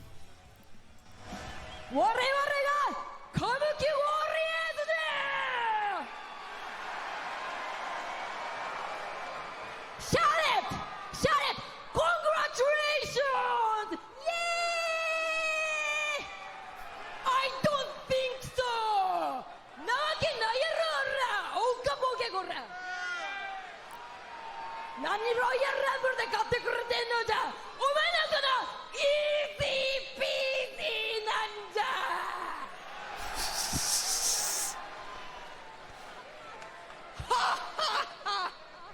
What the frick was that?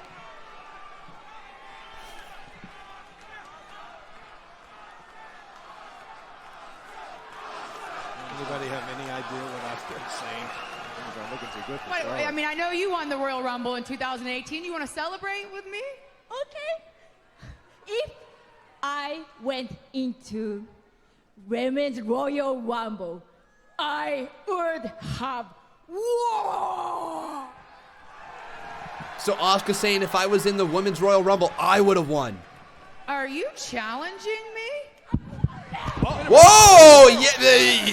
Yeah, they're challenging you. Both the Kabuki Warriors going right after Charlotte Flair. They just attacked her, and I believe we're going to get a match now between maybe Asuka and Charlotte Flair. Sure. An impromptu match between Asuka and Charlotte is good for me. That works for me. I like that Asuka is continuing to be presented as a threat. That's cool. She's probably going to lose this match to Charlotte, though. But regardless, this is a cool thing that is about to go down, I think. People. Just because you cannot understand the person's language does not mean that the segment is bad. That is the way that Asuka's character speaks. That's the way that she is being presented, and honestly, it is charismatic as hell. You may not have a clue what it is that she is saying, but at least you can feel the emotion coming through. She's this cocky lady who knows she's a badass in the ring, right? She's full of herself, and she knows it. This is the first step in how we survive. I know we're probably going to get a match between Charlotte and Kairi. Isn't Kairi still technically injured? I don't know for sure. I think she's in a little bit of pain still with a potential concussion, but I don't know for sure. Denzi Peters says, answer me. Well, that's a great way to get somebody to answer you. instead of just saying your question again. Denzi. I don't even see your name here. Seth Rollins blazes his way into Brandon on the road to WrestleMania. Side by side with the Nope, don't. I'm literally scrolling up and I don't see your comment anywhere, Denzi. Kevin Owens, Seth Rollins in a mess of Oh, so before that, Denzi says, I will give a like to this video. Well, thanks. Thanks for liking this video, man. What else did Denzi say beforehand? tickets are available. No idea. Doesn't say it anywhere. And it's off the screen. Wow. Okay. Guess what? For the first time ever, WWE Live Road to WrestleMania Yeah, no. is Okay. coming to Brandon. Anyways, welcome to the stream, everybody. Dark Up says, Conman, the words badass and Charlotte ain't compatible together. She's more of a badass than any of us in here. More of a badass than any of us. Thoughts on Drew and Brock? Love it. Excited for it. Really, really excited for that one. Thank you, Joyful Benson. I appreciate it, man. All right, though, everybody, if you have not done so once again, though, please like a video right here. Like this video, I should say. Also making sure you are subscribed to the channel. And if you guys would really enjoy the stream, By visiting WWEshop.com. I'm Scott Stanford, and this has been your WWE News Slam. Conman, say my name again. You'll notice something, Jack. This program is Mike aggressive in Oxsmall. nature. It may contain themes that are not suitable for everyone. Viewer discretion is advised. What? What the hell are you talking about? Anyways, we got some weird people in the live stream chat here tonight. Down there? Crazier and funnier in LA. We're a good team. Would you like to see Balor versus Edge? Yeah. On USA. Well, we are back here on Monday Night Raw when a challenge was laid down before the commercial. Oh, I get it now. I just read his name one more time really, really slow. It's supposed to say my cock small. Ah, yeah, cool. You're hilarious. You're hilarious, my friend. Yeah.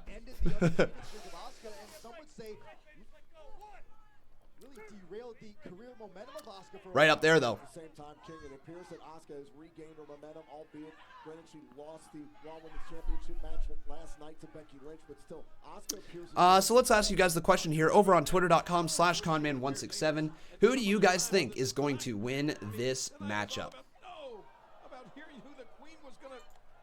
So, who will win? Hashtag Raw.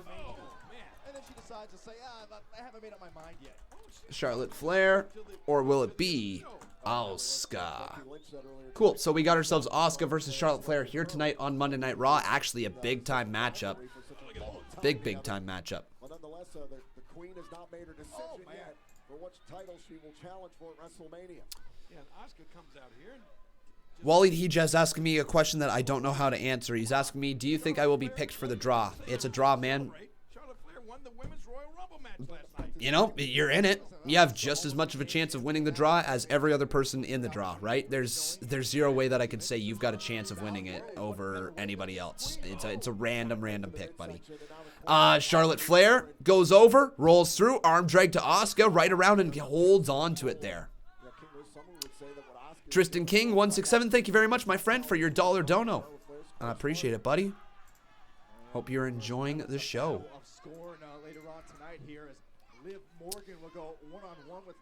Steve says this could trigger Becky to come to Charlotte's save, making them tag, and eventually Charlotte challenging her. Maybe. They might return back to that. I hope not. I hope they get a little bit more creative than that. Charlotte Flair withstood quite the field last night. I'll go on a limb. I'll say Charlotte Flair might. Let's adjust this back to being a current match. Yep, there we go. Asuka continues. Oh man, dish out those strikes. This one might end with a DQ as well. You're looking to rebound. Why not target the 10-time champion? I'm just trying to think of the direction that WWE is trying to move in with this feud here, and what the goal is. Like, the goal is obviously to present Charlotte Flair as just as big of a badass as Becky Lynch, right? At this moment, Becky Lynch has defeated Asuka, so if you're talking about this segment right here, what it requires, Becky Lynch has beaten Asuka. Charlotte Flair is going to beat Asuka, right? And it's going to be parallel lines drawn all the way to WrestleMania, up to the point where Charlotte Flair chooses Becky Lynch for their matchup. That's what it's starting to seem like it's going to be. They could very well go in the direction of Charlotte Flair versus like Bayley, or if Sasha Banks takes the title before then, or Lacey Evans takes the title, you know, they could go in that direction. I just don't think it's the most exciting. Look, I like Charlotte, and I know that I keep saying that her winning the Rumble does make sense in the sense that, you know, Charlotte Flair versus Becky Lynch has never happened at WrestleMania. That is probably the biggest women's match WWE has to offer at the moment. And this year, trying to put some emphasis on the women's division for a one-on-one match, Charlotte Flair versus Lynch is that match. It's just the fact that we have seen it so many times, but we have never seen it one-on-one at WrestleMania. It's tough to say.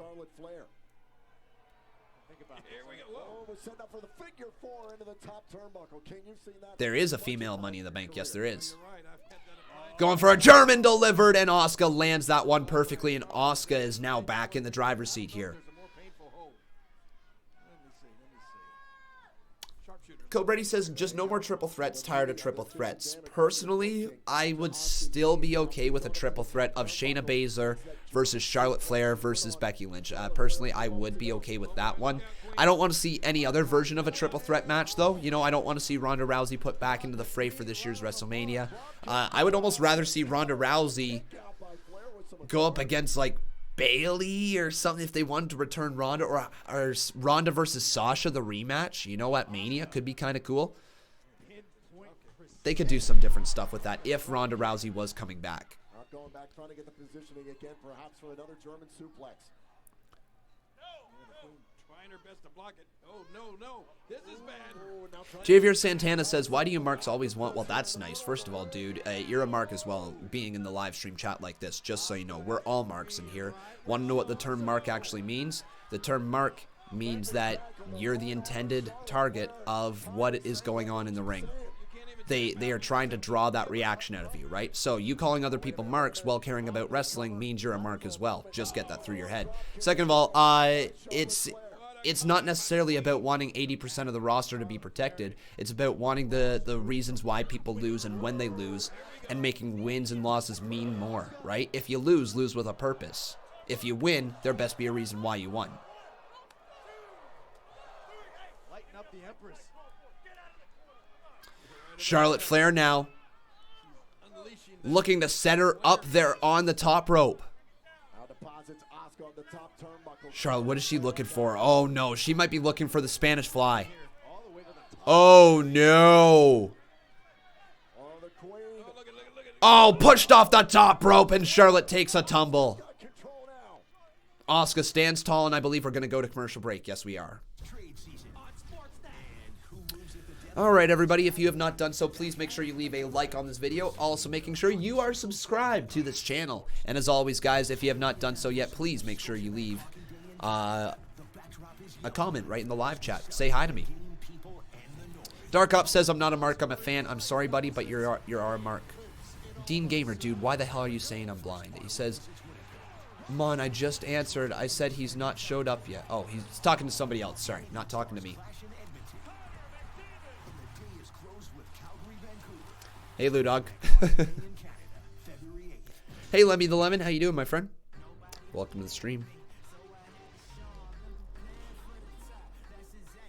Thanks, Michael Rucker. I appreciate it, buddy.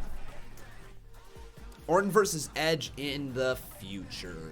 Yeah.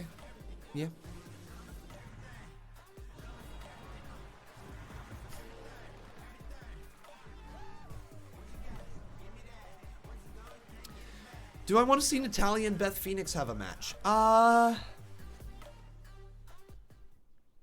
We've gotten that. We've gotten that, have we not? Beth Phoenix versus Natalya. We've gotten that. Yeah, we've gotten that. We got that back in 2012. I was gonna say we've seen almost every rendition of that feud that they possibly could. They've been teammates. They broke up. They had a feud against each other. I'm pretty sure it was even for the title at one point, was it not? 200 pounds of it. They had a triple threat. They've tagged together. Yeah, we've seen almost everything that we possibly can from Natalya and Beth Phoenix. Would I like to see it again? I mean, I wouldn't turn the channel. You know, am I excited to see it again? No, it's not one of those matches that I sit here and say, I have to see this again, right? Dean Gamer, how you doing, buddy? But now we're done. My team and I, we're going to play a new game with new rules. And all you need to know is I'm ready for it. What was one of my favorite Royal Rumbles to watch? Last night's. Last night's Royal Rumble might be my favorite Royal Rumble of all time, at least the men's.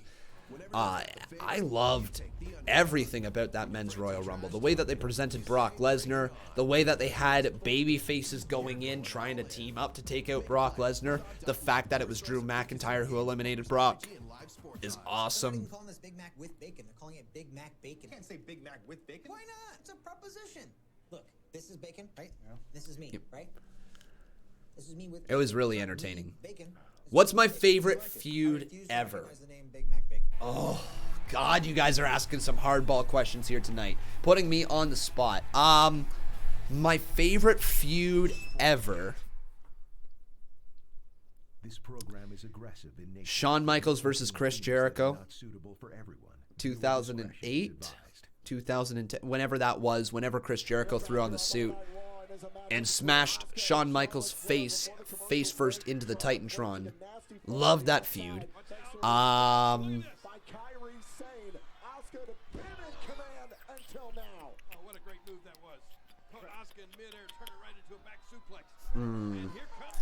Dark Up says, I heard JD from New York hated you, Luge, and Ryan Satan. Well, I mean, I don't know if he hates me or not, but I can see him hating Luge and Ryan Satan because the dude does hate a lot of people. If he hates me, I can also see that, you know. I've never interacted with the guy more so than about like one interaction on Twitter. I did not have a good interaction with him on Twitter right away. I unfollowed him after that point. It was kind of like one of those situations. I'm just like, okay, this guy, his takes are not for me. I don't like the negativity in wrestling. I don't like constantly putting down stuff that is half decent on shows. So you know what? I just kind of avoided him. The one interaction that I had on Twitter from him, it told me everything that I needed to know. Anyways, nice drop kick there to the head of Asuka.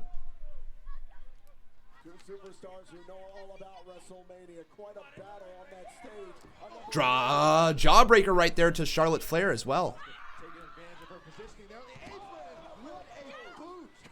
Here's a boot, though, from Charlotte Flair. Kick out from Asuka. Ooh, just in the nick of time.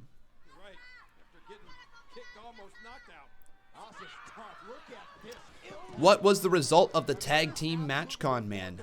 The result of the tag team match was Seth Rollins and Buddy Murphy picking up the win.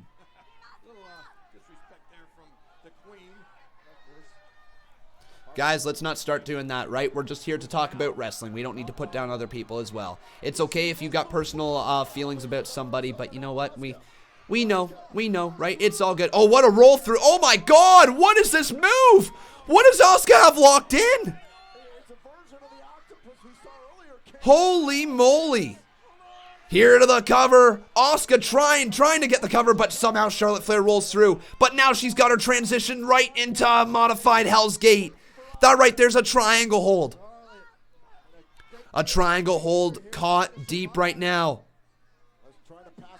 Asuka, though, holding on deep. Man, she's got it cinched in. Charlotte trying to go for the cover, though. Asuka gets up, though. Charlotte Flair gets out of that move right away. Asuka going to try to transition it into a cross. No, right back into another triangle. But pulls right back, does Charlotte Flair. Uh-oh. Charlotte, look at the power of Charlotte Flair. Charlotte with a beautiful sit-out power bomb. 2, kick out by Asuka.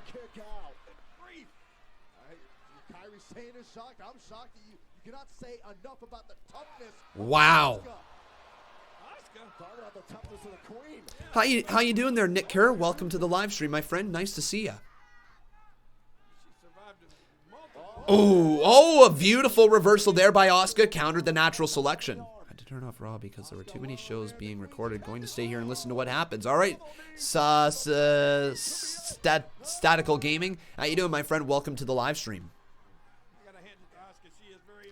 Con, no. Ludog says no. What?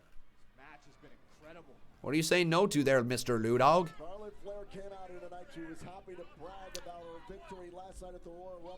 Oh, God, no. Oh, I just caught that name right there. I read it out. I apologize, guys. Crap. I got to be careful about that right there. Spear delivered to Asuka. That might be enough, though. 1, 2, kick out by Asuka. Man, this is actually a really good matchup. Kairi Sane, though, just marching around.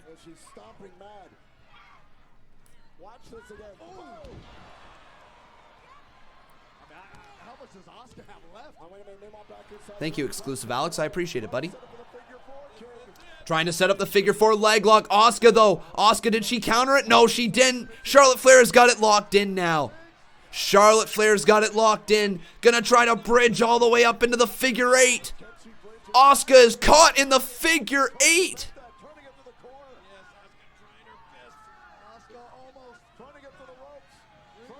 There it is.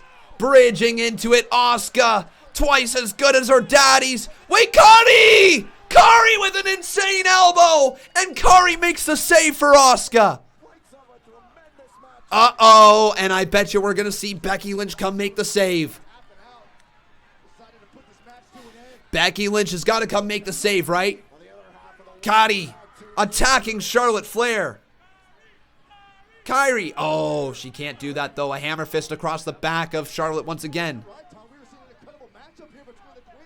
Reversal. Charlotte Flair throws Kairi Sane right into the corner. Charlotte now. Big ass boot.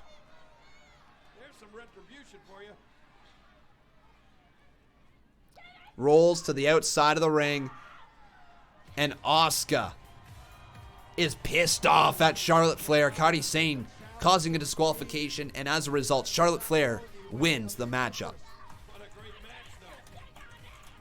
Defeated Asuka. What a great match, guys. Great match. Oh my lordy lord, ladies and gentlemen. No, Edge has not talked yet. Holy moly. Edge has not spoken yet, guys. Alright, he is going to be somewhere around here. Thought I could get rid of you? Yeah, simple. Blocked you again, buddy. Bye. Keep enjoying wasting your time by making more accounts on your own and giving me more views. Thank you, my friend. Whatever. Of the moment, like Coach Popovich. Charlotte and Asuka have been going at it. And Brock Lesnar went on beast mode. Holy moly. God, stop spamming, dude. Stop spamming. I'm 24 years old. Holy, ask your question once, my friend. So my Edge has that. Pause. Speaking of Rumble surprises. What's up, guys? Hey, Kelly. Hello. So my girls and they go say no. I'm Montez Rowe. And I'm Angelo Dawkins. I know who you are. AKA the Dog Knight. AKA the Dog Father. AKA Dog Vader. Oh. Did you just call yourself Doc Vader? Yup. Oh. Okay. Oh my gosh, you two are so cute. But we are just less than 70 days away from WrestleMania. Edge is in the building, but first, the 24/7 championship is up next. And as always, we want the smoke. We want the smoke. Talk to him. We want the smoke. Hey. We want. All right. Oh, you can smoke. How hot is Kelly? I knew you'd be happy to see her back at the Rumble and tonight. How old is Kelly anyways? The following contest scheduled for one fall is for the 24/7 Who the hell? Introducing first from Alex. Who the hell? He is the 24/7 Is that Riddick Moss? Mojo Rawley and his offensive lineman, Riddick Moss. Yo, Riddick Moss! Yo, Riddick Moss just got called up. Riddick Moss is apparently the offensive lineman for Mojo Rawley.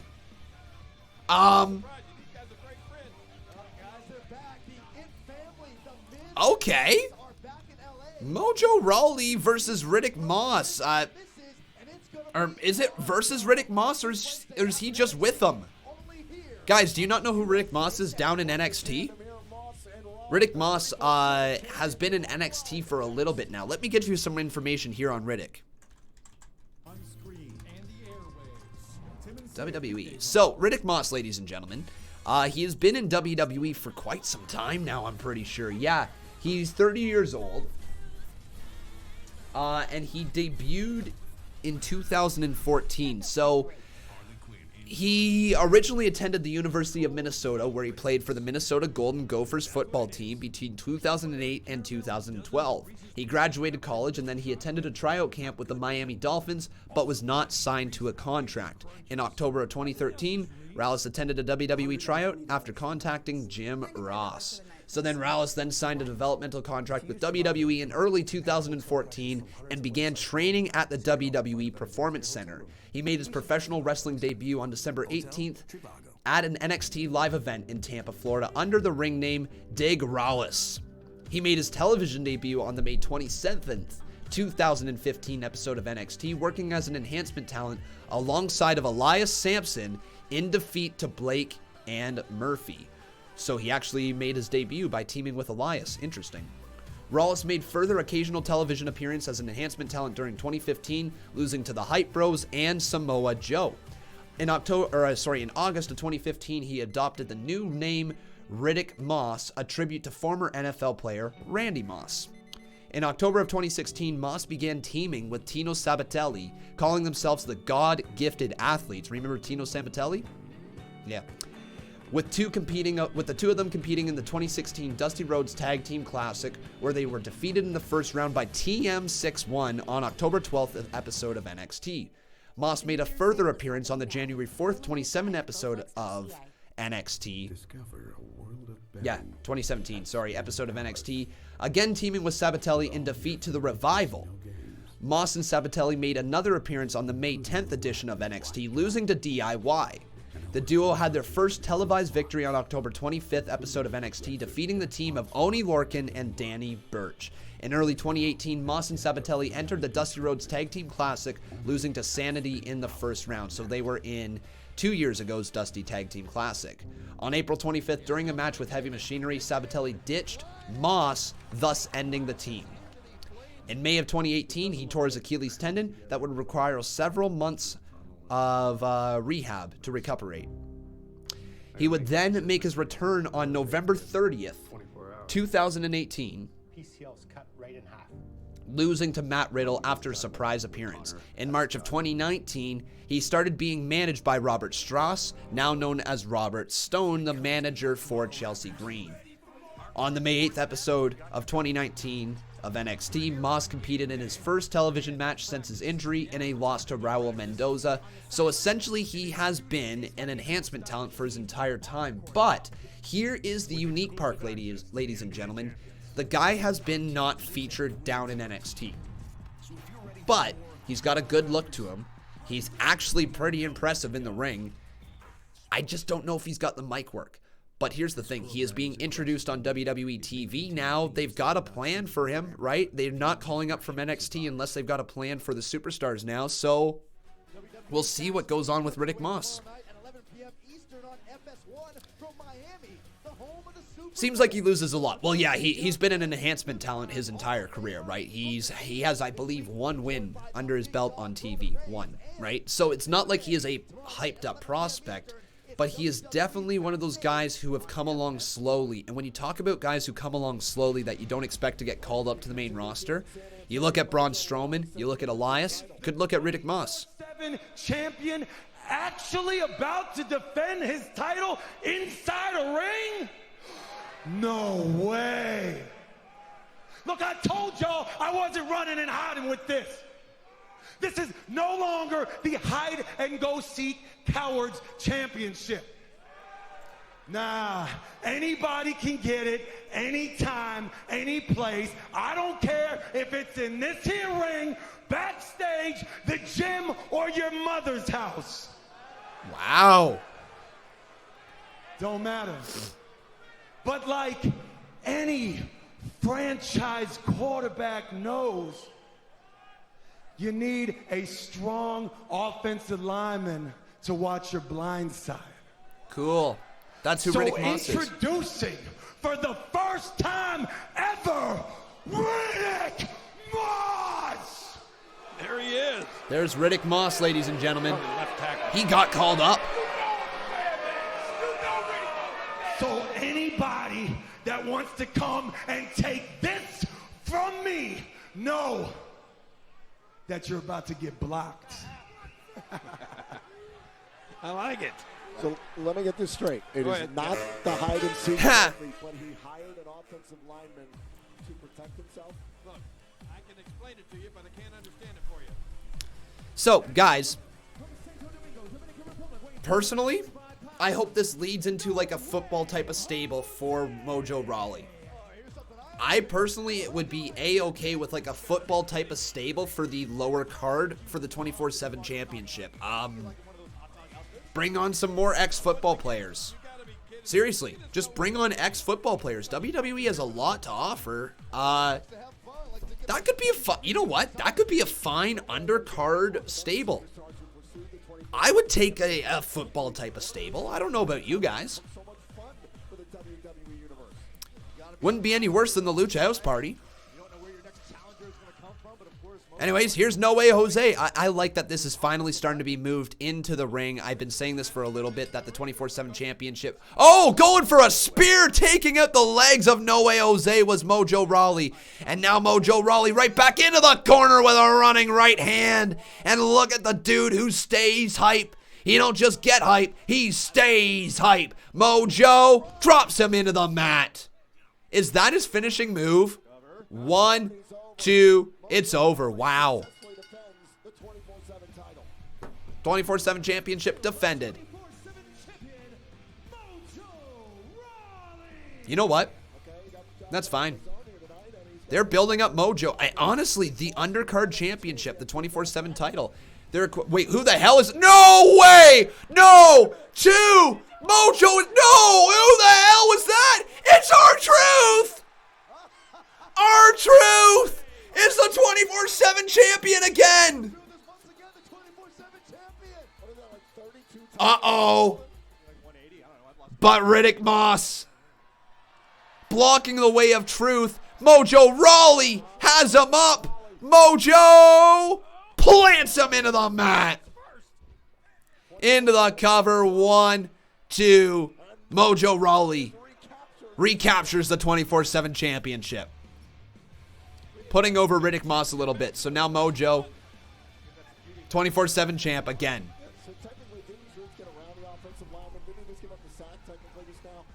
We really need to get their attires matching, though. We really need to get some sort of different attire for Mojo Rawley as well. The glass shattering thing doesn't work anymore.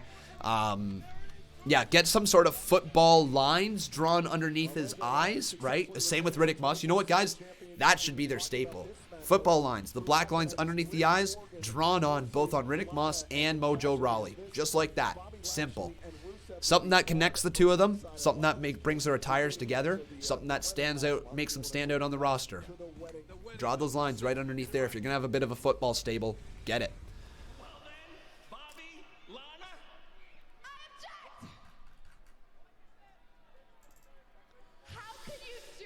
So let's see here. Mojo Rawley defeated.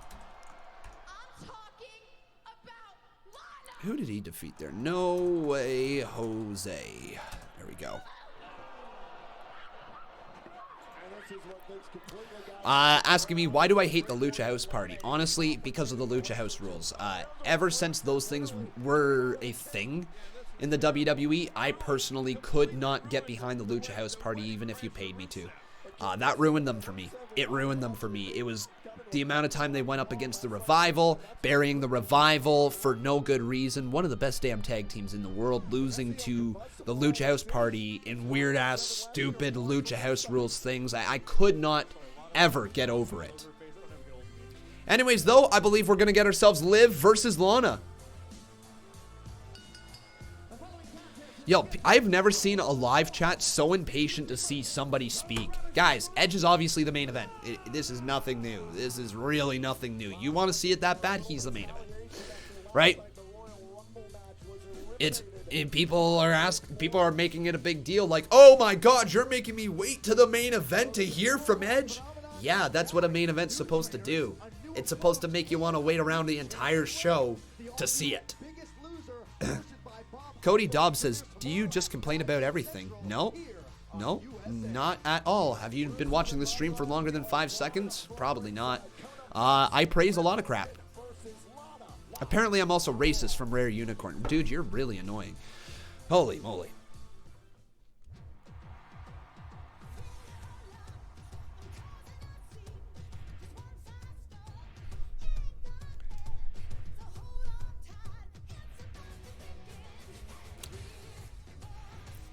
What if they make Lana versus Liv the main event? Well, it's coming up next, so it's not going to be that.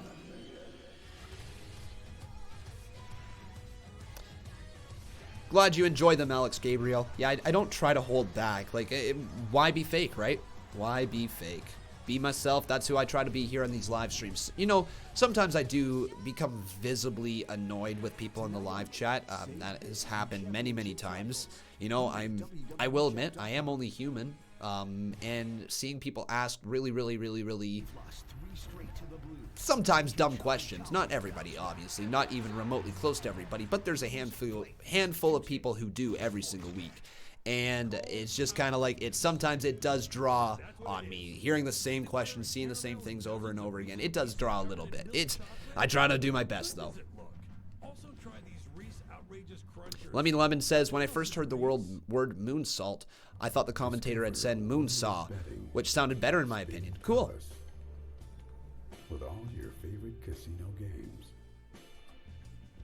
including roulette and blackjack. Do I think someone will interrupt Edge? Potentially Randy Orton? Potentially Randy Orton.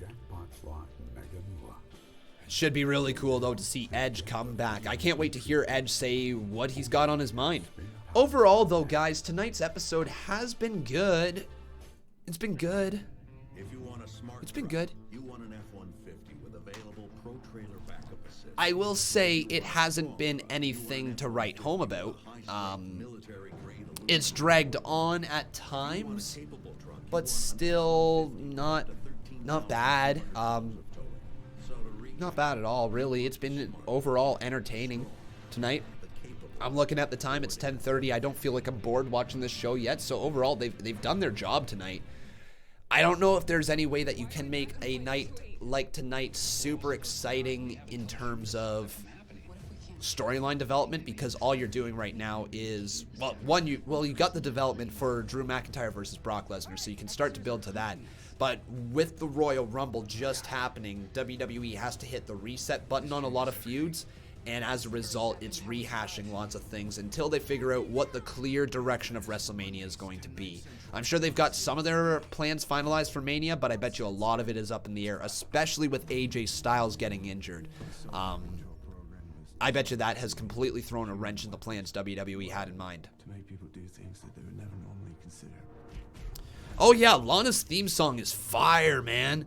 It's absolutely fire.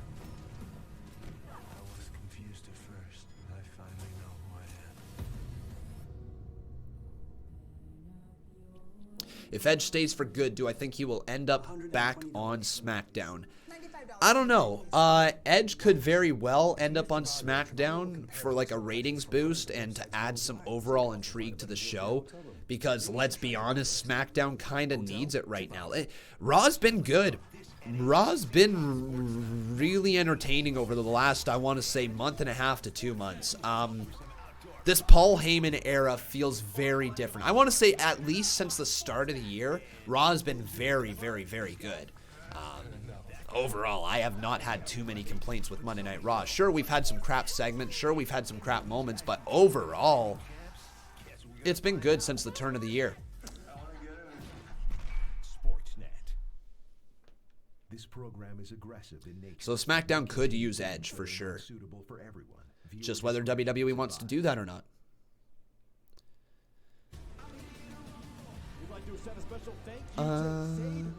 People saying heel Edge, maybe.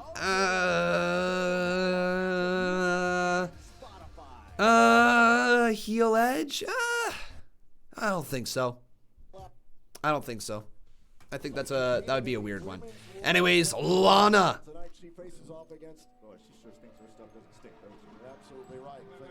Here comes Liv. Here comes Liv. Liv is wearing a real different attire as well than that blood red one that she had before. She's rocking the black attire.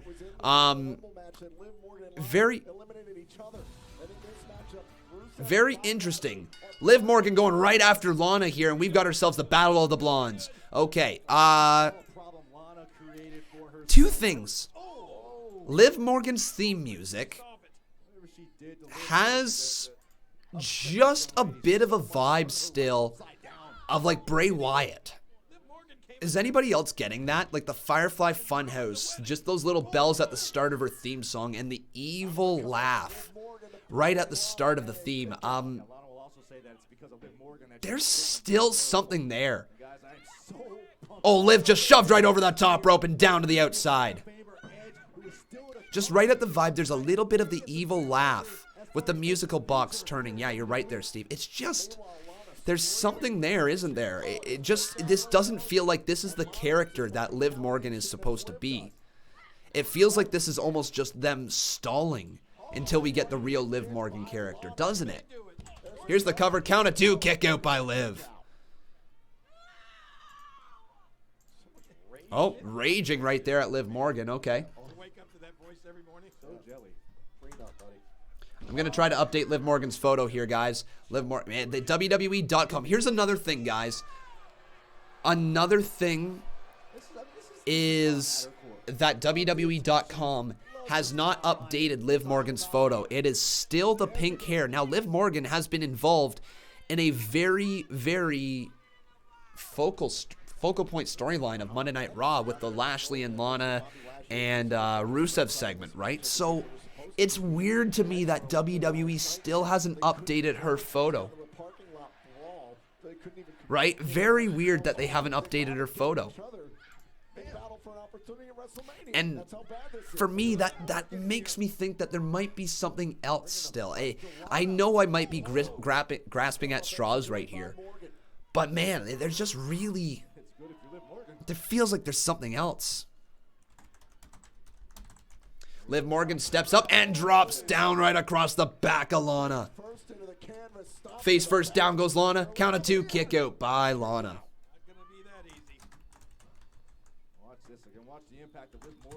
Here we go, though, guys. If you have not done so, please head on over to twitter.com/Conman167 and vote in the poll for who you guys think is going to win this match. 2, it's over! Liv Morgan beats Lana. Wow.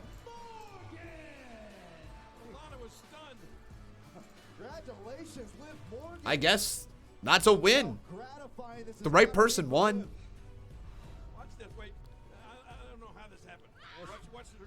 Oh, what a move. What a flatliner. Second rope flatliner. Liv looking like $1 million though, everybody.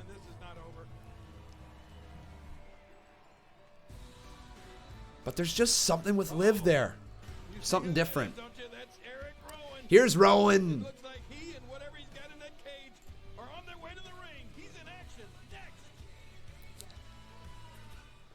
So Rowan's going to have his match against the Jobber, and then we'll probably hear from Edge. And that should be a nice way to cap off Monday Night Raw. Overall, guys, awesome stuff. Awesome stuff.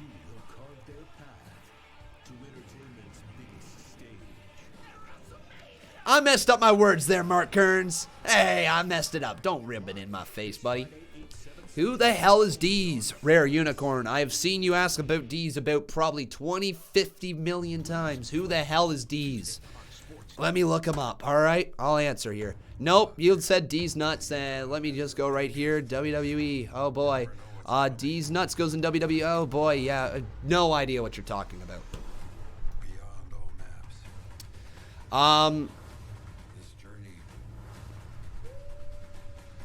What's in the damn cage? I think it's going to be a rat. I think it's Rowan's rat. I know what you're saying, Conman. It feels like WWE's hiding something with Liv. Yeah, it just doesn't feel like this is her whole character, right? I feel like there's more to this. It just feels like what we see on the screen with Liv Morgan, there's something deceiving about her character. There's something just a little bit off-putting. The way she smiles, the way she interacts with the crowd, the way she says, I am the living embodiment of karma. What's that mean? What's that truly mean?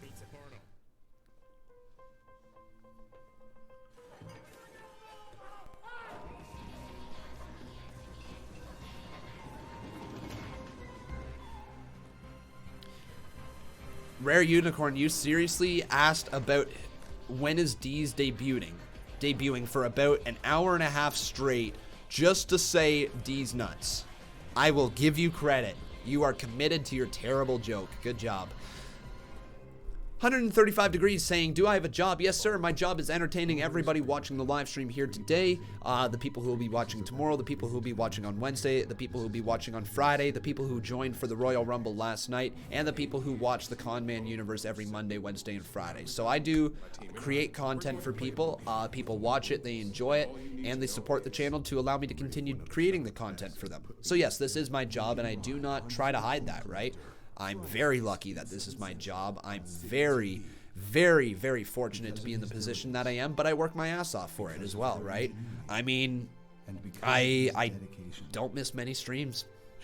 Don't miss many WWE events, right? And that means I'm giving up, I'm trading out a big social life, let's say, where you can go out every Friday night, every Wednesday night, what have you, every weekend, giving up social life to do this, which I really enjoy. Now, I'm not saying I'm giving it up, I'm trading it.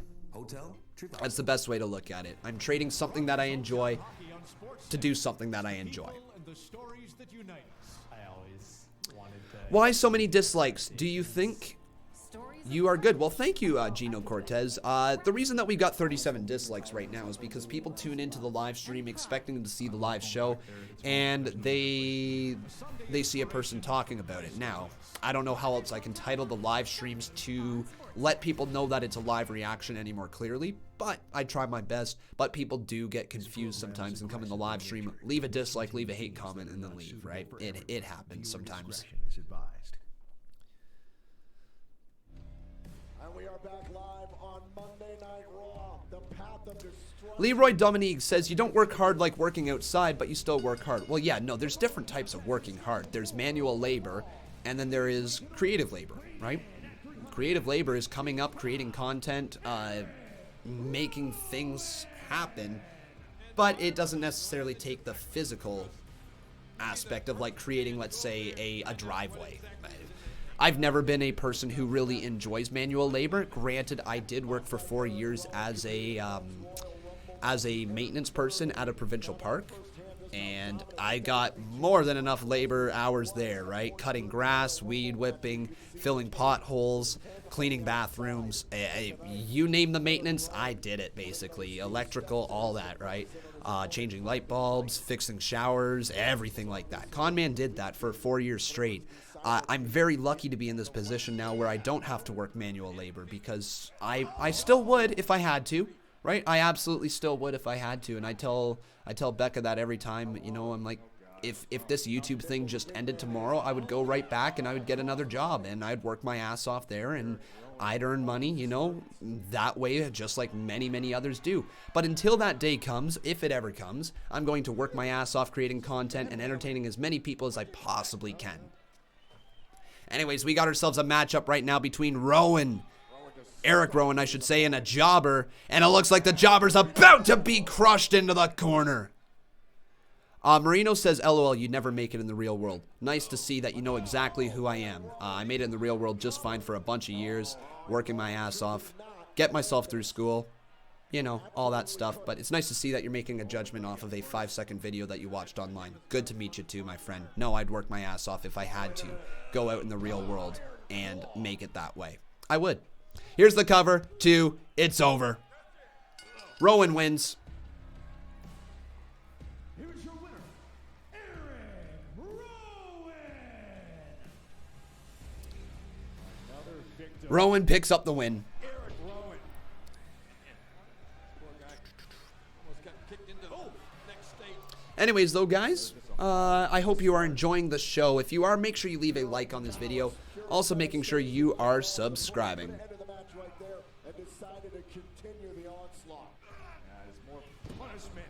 What exactly are you creating? This?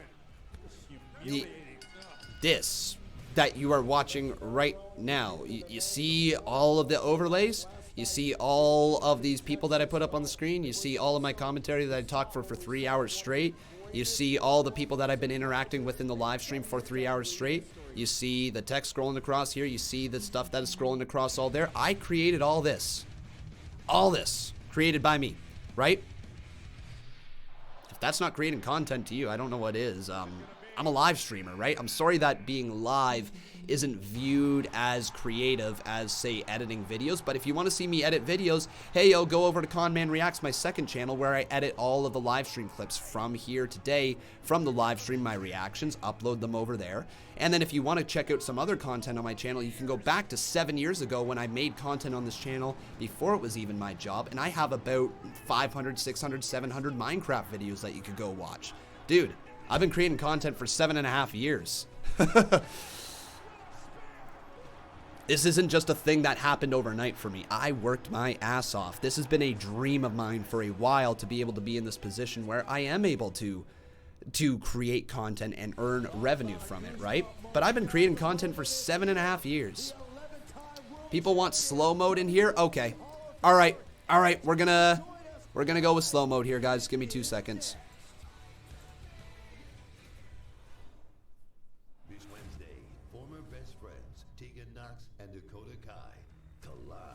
Just give me 2 seconds here, guys. Slow mode, we're gonna go every 3 seconds. There we go, guys. Thank you so much for being in here tonight.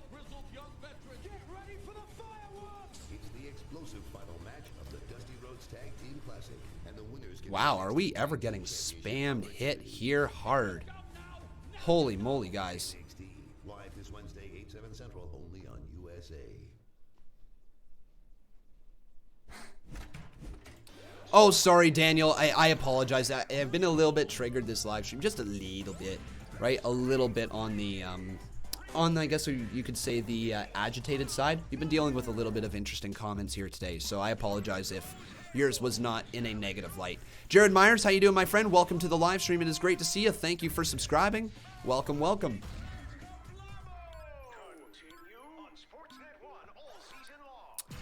You don't get what they are doing with Rowan. They're slowly building him up. The thing is, they don't really have any direction for Rowan right now. So they're waiting until it's the right time to flip the script, show us what's in the cage, create some more intrigue around him, and then move into his next storyline, whatever it is. That was an illegal left, by the way. How are you not dead? I have no idea. Sonic the Hedgehog. Personally, I do disagree with the whole real job thing. Personally, you know, what defines what is a real job, right? I mean, you could say a stand-up comedian isn't a job, but isn't entertaining people where people want to spend their money on you a job, right? Isn't that kind of what it is? Instead of selling a product, you're selling your commentary, you're selling your voice, you're selling whatever it is. It's no different than podcasting, right? No different than podcasting. Personally, I disagree with that whole stigma that YouTube or live streaming isn't a real job. Is it a manual labor job? No. But do I get a lot more out of this than I would say working a 9 to 5 at a desk job, doing really nothing, just pushing numbers through? Probably. I get a lot more out of this, right? So as long as you can find something that you love to do and that, you know, you find good, you find entertaining, you know, if you're creating good content, there's nothing wrong with it. right? In my honest opinion, if you're able to entertain people on the weekly, it's a job. ESPN News, thank you very much, my friend, for subscribing. It's no different than stand-up comedian, than podcasting. WWE Fan 360, thanks for subscribing. It's no different than what Tim and Sid do, right? No different than what Tim and Sid do. Tim and Sid, if you guys aren't aware who they are a Canadian broadcast duo where they sit there and they analyze sports. What I do really isn't all that different, right?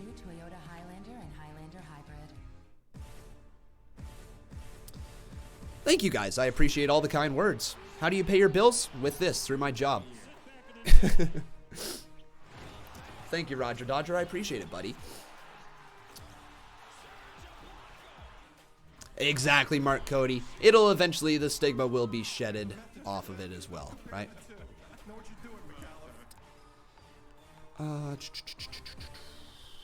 You do it, Rare Unicorn. You do it, buddy. Zoik, thank you very much for subscribing. It's so, just to kind of say this one more time, we're going to keep talking about the show that is going on at hand in just 1 second. What I always have to say is when people say it is so easy to be a live streamer, it's the easiest job in the world, I say do it. I say do it.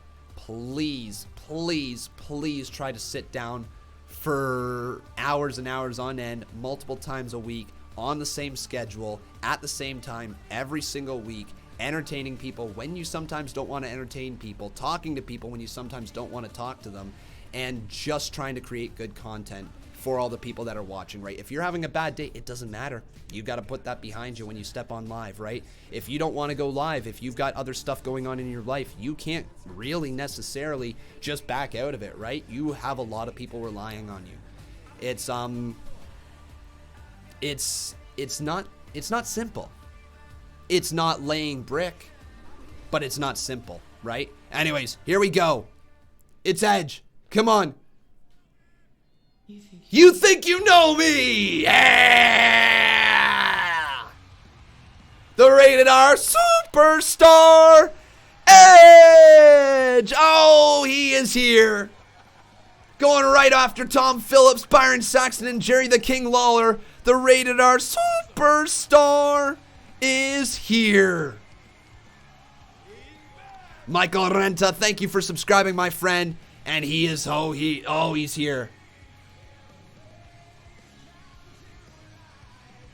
Yeah, I do have an email. If you guys, some people have asked me what my email is. I've got a work email. It's available down, I believe, in the description below. Yes, I do. Down in the description below.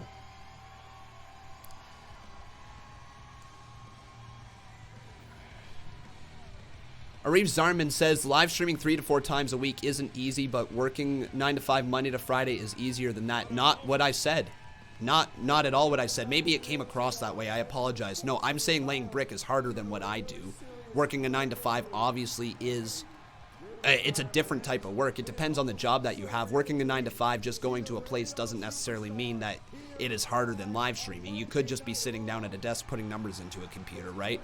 What I am saying, though, is that I work more than just a 9 to 5. I've been working here today 11:30, 12:30, 1:30, 2:30, 3:30, 4:30, 5:30, stop for an hour for dinner, 7:30, 8:30, 9:30. It's almost 11. I'm actually entering almost into my 10th hour of work here today.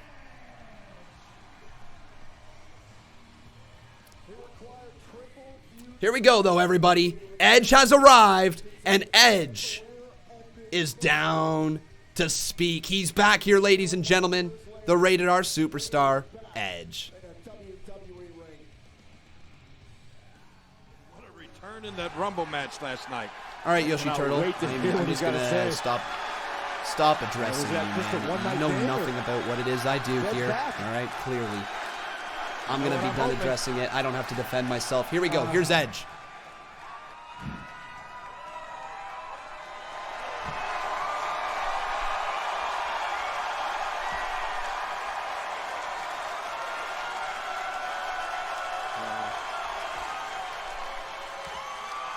Very emotional night.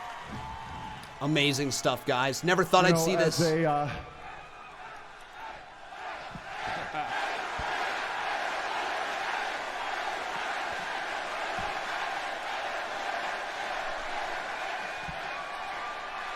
as a performer, as an athlete, as an artist, and trust me, wrestlers are all of those things. Yeah, they are. They are. The reaction I got last night at the Royal Rumble, the reaction y'all just gave me, you have no idea what it means to me. Good. We missed you, Edge. Welcome back, Edge. It's why we do this. So thank you. You still got it. You still got it. You still got it.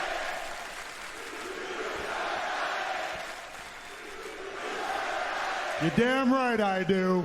Yeah. Woo. But let's address the elephant in the room. How am I standing here, one day removed from participating in the Royal Rumble? Yeah, how? How are you standing here, 9 Edge? years ago, I was medically disqualified from ever doing this again. Oh yeah, I had the same reaction. Mm-hmm. But I refuse to live in a world of what ifs. Okay.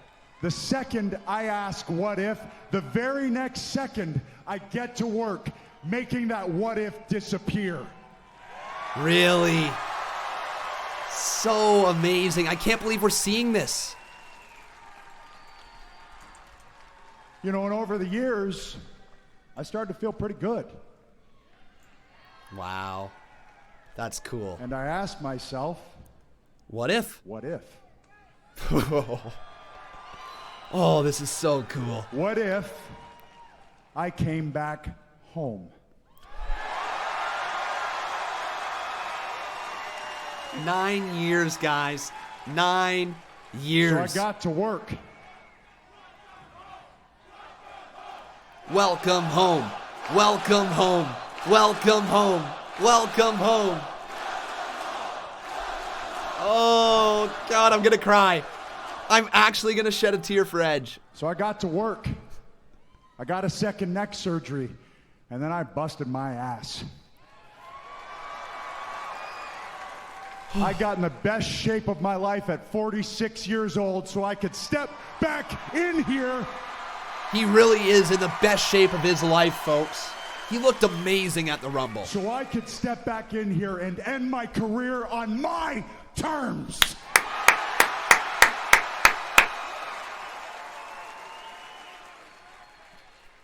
So I found myself in the Royal Rumble. I saw some familiar faces. I saw some new faces. Randy Orton. Ooh, okay. Now we start to find out what the Mania Roman direction Reigns. is. AJ Styles. Seth Rollins. Ooh, he mentioned him. Kevin Owens. Aleister Black. Matt Riddle. Hey, the list goes on. And boys, hopefully I see you down the road. Oh, baby. But listen, I'm not fooling myself. I know this might not last that long. Okay. I don't know how long it's going to last. But I hope that all of you join me on this ride. He's back. Edge is literally back. He's literally back. Is he back full time? Yes, yes, yes.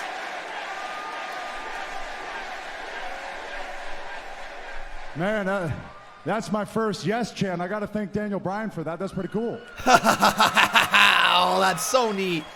He has not been in the WWE Listen, during yes chants. That's insane. I'm a little older.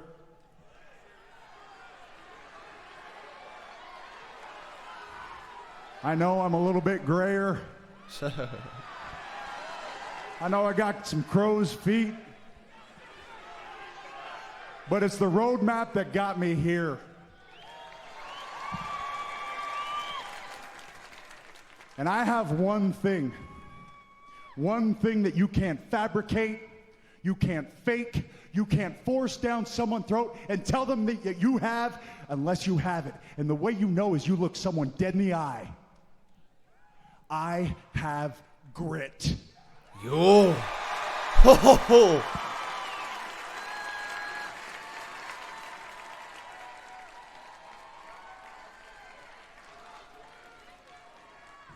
If you knock me down, I get back up.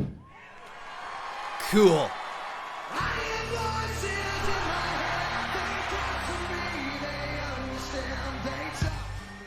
Oh. Oh. The goosebumps, the hair on the back of my neck just stood right up, and the goosebumps I have running down my arms right now. Holy crap. Rated RKO.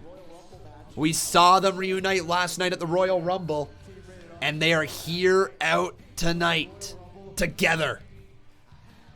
Orton, Rated R Superstar Edge, both in the WWE ring. Oh, Orton hugs Edge. Whoa! You don't expect that out of Randy Orton all that often. Is he going to RKO Edge? Randy. Oh, he goes for a microphone. Okay. No RKO to Edge there. It's no secret that I have somewhat of a self-destructive personality, more so when I was younger. But years ago, when we used to make them towns driving up and down the road, there was one guy, when I dug a hole too deep to get myself out of, there was one guy that would grab my hand and pull me up out of that hole. And it was you. Wow. Randy didn't forget.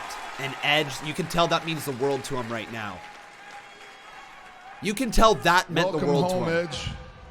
Welcome home. Welcome home, Edge. You're a brother to me. You're family to me.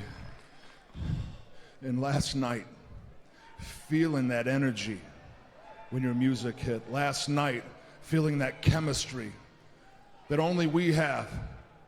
That was special. Oh, this is amazing. This is amazing. So you're out here, you're talking about what ifs. What if? What if? Well, I got a what if for you.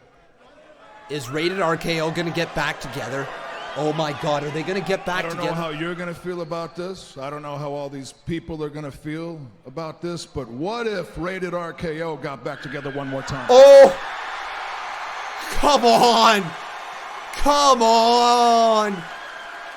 Please, yes. Yes, yes, yes, yes. Oh my God, Rated RKO is going to get back together. No way. No way. Rated RKO is getting back together. No! Why? Why? No! No! No! No! Why? What? No!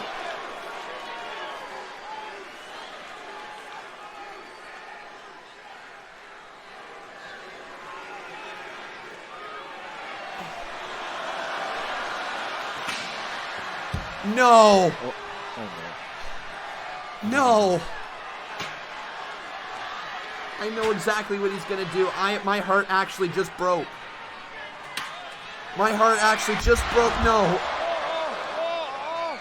Randy Orton attacking Edge with a steel chair.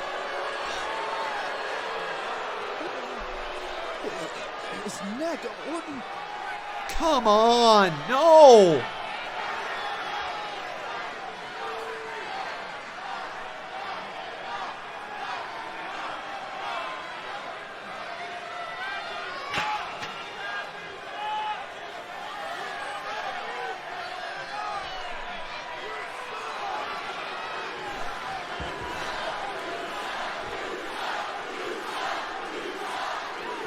Damn it.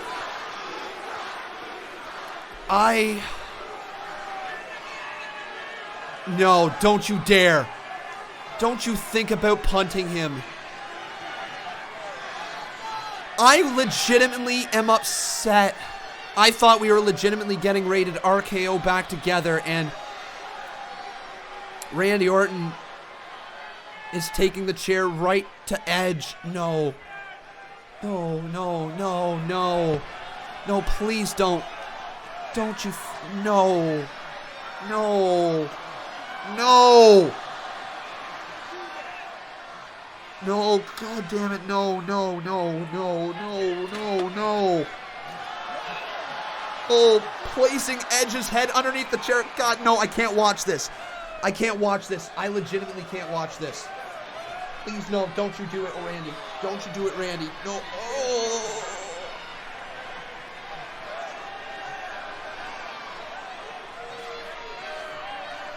No, stop it, frig.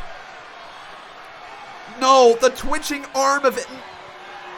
I don't like to see this. No, god damn it. No, no, no, no, no, no. Randy, come on, man. Please stop. I really wanted to see you guys tag again together, and don't do this, Randy. He's up on the second rope. Don't stomp on it. Don't stomp on it. Don't you dare. Don't you dare. Come on. Please have a little bit of remorse in your body. Please, Randy Orton. Please.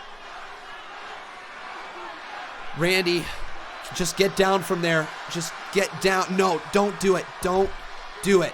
Don't do it. Don't do it. Okay, he got down from there. Randy Orton gets down and pulls the chair away from the head of Edge. Wow, why? Pulls him away.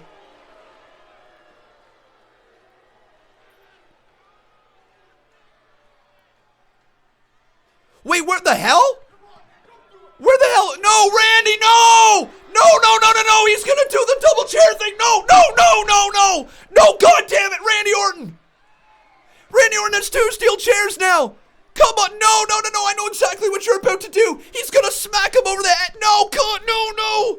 Somebody save him! Somebody needs to save Edge! Good, no! Don't do this, Randy Orton! Don't do it! Don't do it! Anybody in the back! I will take literally anyone! Send out Santina Marella again! I don't care! Don't do this! Don't! Please, please stop! Randy Orton, seriously, stop! No! Oh, I can't watch. I can't watch. Oh, I just heard it. I heard it. I didn't want to watch it. I really didn't want to watch that. I heard it. I heard the smack.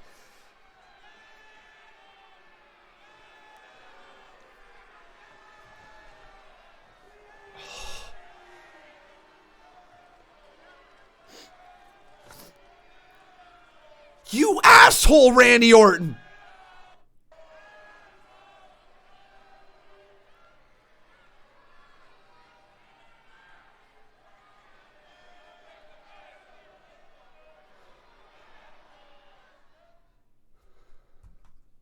The Patriots organization under Bill Belichick, to me,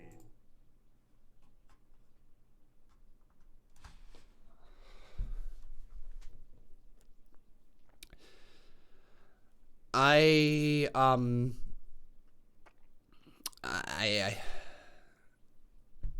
don't know what to say. I'm shook. I'm shook after that. I don't know what to say. My heart just completely broke there tonight. I don't know what to say. My heart broke during that segment.